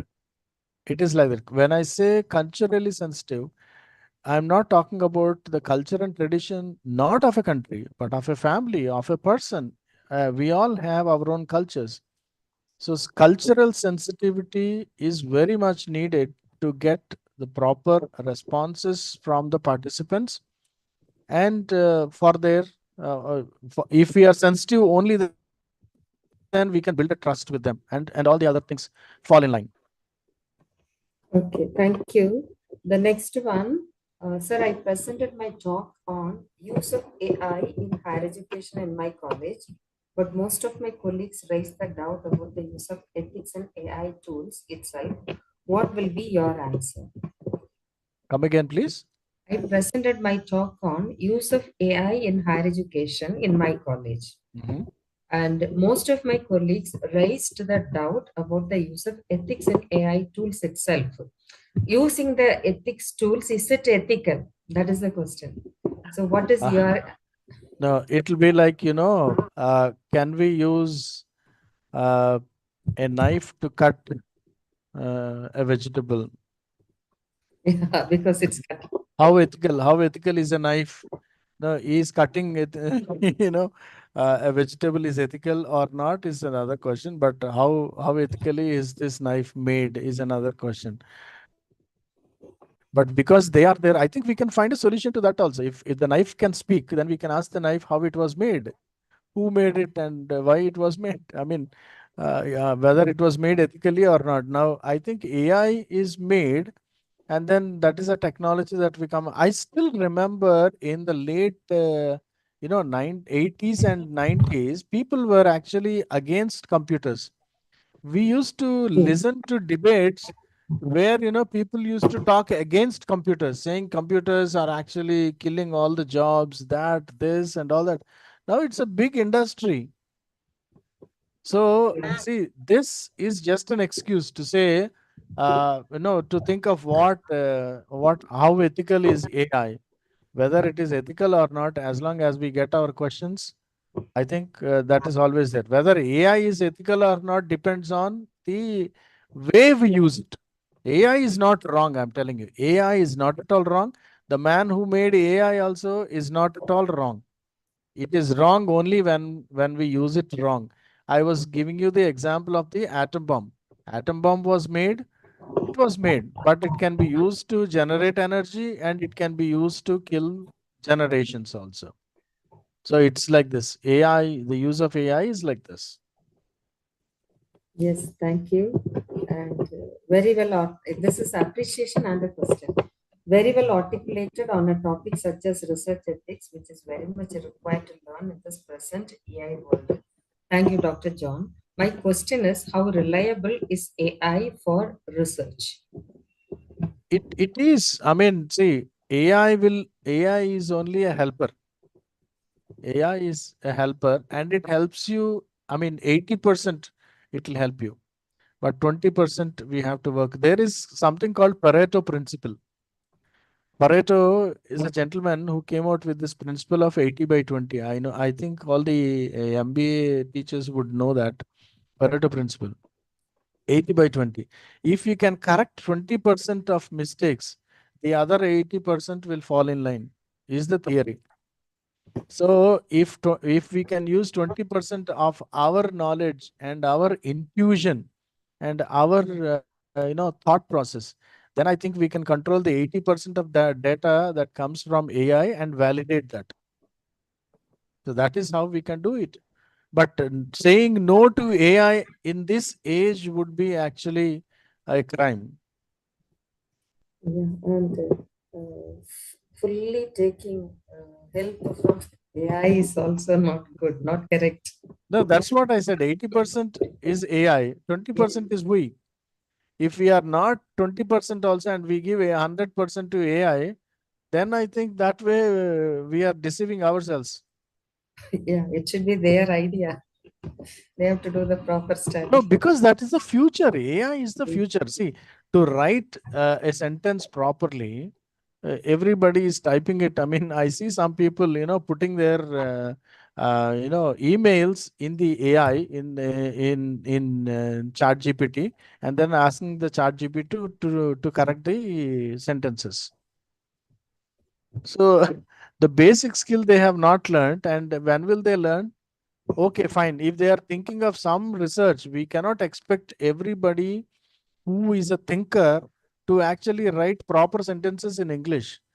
No, because, yeah, that's true. So, because they don't know how to write a proper sentence in English, we cannot say, oh, they are useless, right? Because they have a thought process. So, there is nothing wrong in they using AI because their thought is entirely different. If their thought process works, then definitely we need a secretary, and then there is the secretary, and God has blessed everyone with the secretary now. I mean, the civilization has blessed. Why Yes, not and use it? last week I attended a program, and 500 abstracts were selected, and then so many tracks. So I was also in one track moderating, and I was surprised. Most of it's in North India. So most of the research they have used satellite data. When I asked what is the distance between your home and that particular block where you have done research, it's 2 kilometers, but they have used satellite data. So this is how AI is used in research. Yeah, it has its own ills and it has its own benefits. Let us take the benefits. Ills are always there. If see in every tablet we take, there is poison. We can and we cannot stop taking these tablets, no, right? So it is like that. Why when it comes to AI we discuss because it's not a tablet that we are taking. But if we don't take it now, then we will be deprived of all the best things that we can do. Best research is possible. You use your AI, it will give you a lot of thought, it will trigger your thought, it will make you, go to different sites, it will make your work easy, but then thought is yours. See, ultimately, at the end of the day, you should have this satisfaction. That's what I told you in the beginning. Put your hand on your heart and tell, this is my baby. Can you do that? Yes, you have used a secretary. AI is your secretary. But with that secretary, have you done it on your own? I mean, is it your work? If you think it's your work, then no, then it's great. Thank you. Is taking help of AI is wrong to write papers? No, no, no, no, no, no, no. Because see, it depends on the questions you ask the AI. It is not like one question you ask. Now, like you read this sentence, no? Can AI be used for writing papers? You feed it in ChatGPT and it will give you why it is not right. Next you prompt the AI. I mean, you prompt the ChatGPT and ask what are the positivities in writing a paper using AI. It will give you all the positive things.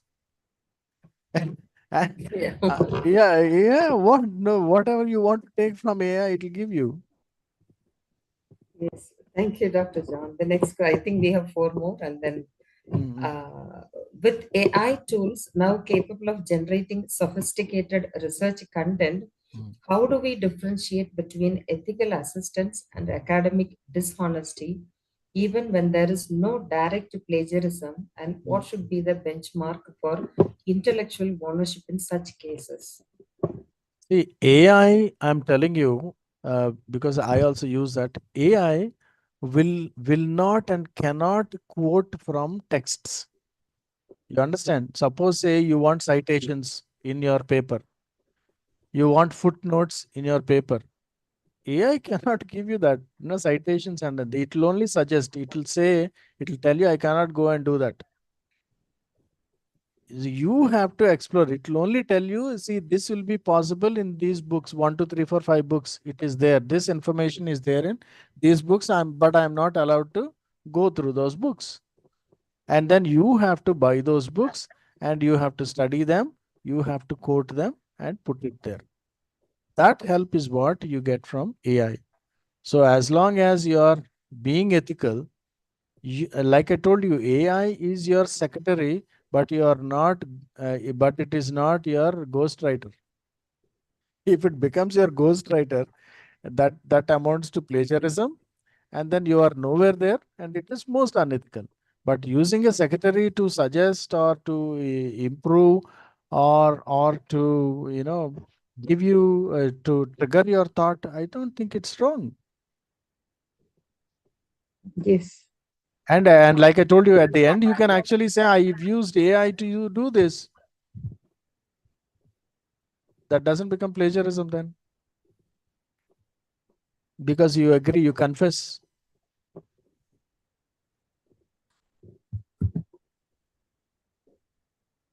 Yes, Yes. thank you, Dr. John. And I think someone has posted a question in our YouTube channel.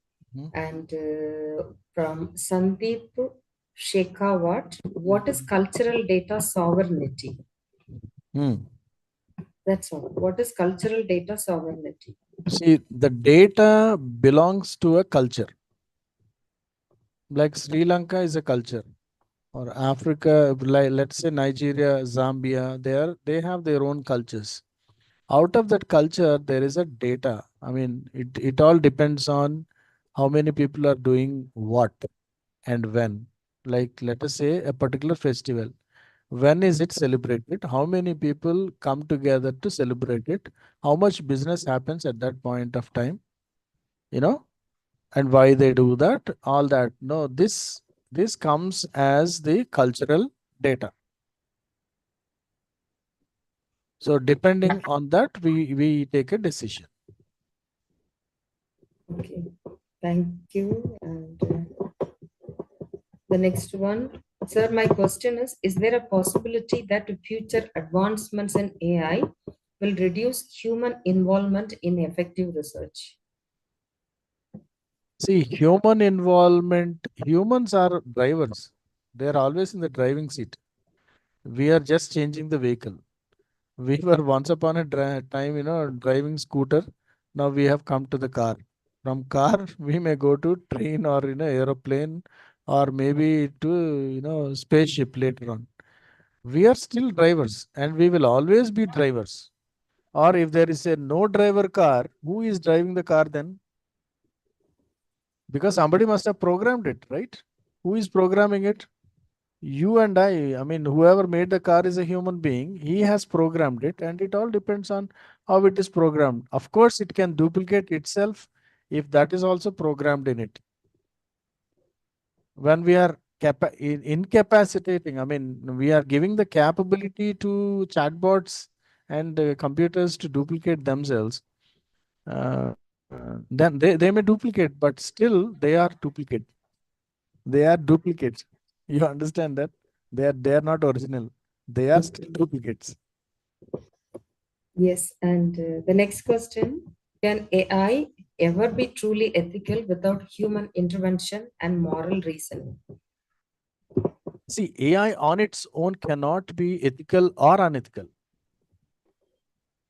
And I would say, see, whatever we feed in that. No, suppose you ask an unethical question to the system. Now you can say, now I'll give you a small example. You can ask this question in the in the AI. Let us say I'm not prompting anybody. I'm so sorry. Suicide. No, you ask the system, what are the alternate words to the word suicide? It'll immediately prompt and tell you that no, I cannot give you a word for this. This is harmful. Yes. You can Thank try you. it. Yeah, I think next one, suggest the AI tools to check plagiarism. One is Turnitin, if you know any other tool. And also the next question, that's the last question. Hmm. And I don't know whether the question is ethical. How to humanize contents of AI? How? How to humanize contents of AI? It's plagiarism, right? Yeah. You So take it from the ChatGPT. You make the AI do. Then you want to humanize to hide that you've taken it from. Yeah. Who is this? Somebody is asking, ma'am, we are watching more than 2 hours No, this I've program. dropped a When will message. when will it end? Yeah, if You you can drop, if you want to drop, you can drop. I'm just Yeah. answering We are questions. just, It's yes, we not are like only you have to trying be in to, this.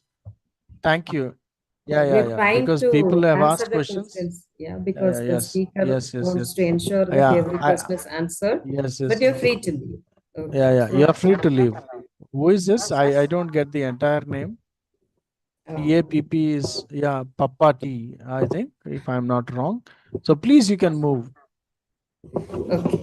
I think Yeah. that's all. What is that? Sorry. How to humanize the content from AI, and then also plagiarism checking AI tools. No, it all depends on the usage, no? How we use it. If we use it for humane purposes, then it becomes humanized. Or if you are using for, any unwanted things, then it is, against humanity. See, normally AI won't give you any ideas against humanity. Whatever is there, it doesn't give you any ideas against humanity. You can try and find out. It'll actually, hit back at you and say, you cannot ask me this question. I don't have an answer. Something like this, it will give you. So it's already been humanized. Yes. So but that is a very good question. I mean, people who are starting to use AI, these questions will actually help you to use it and make you confident to use it. Now, many are afraid to use AI, but I said, please don't be afraid to use AI.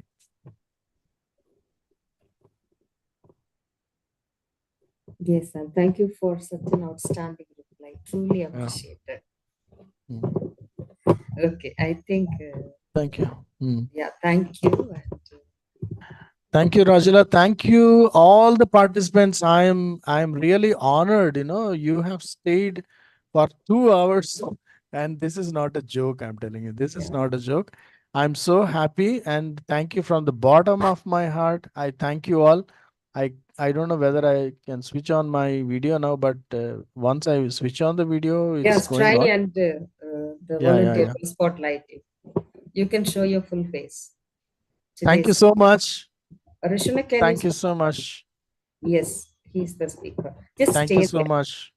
Yeah, I would like to, on behalf of the organizing team, I extend our heartfelt thanks to Dr. John Methuselah for today's captivating and deeply insightful session on definition and importance of research ethics and training and capacity building in research ethics.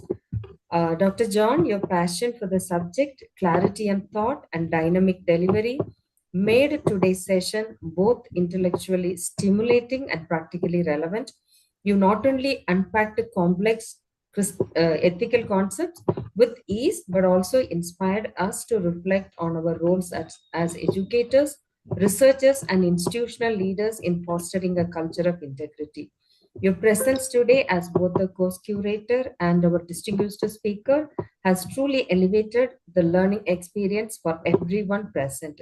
Thank you, Dr. John Methuselah, for leading us with such wisdom, energy, and heart. We are grateful for your continued commitment to building ethical academic ecosystem. Thank you so much. Thank you, Rajula, Globe Ethics, and thank you, Ankash. thanks everyone who is responsible, particularly the participants, and in particular the people who questioned. A lot of questions have come and very wise questions.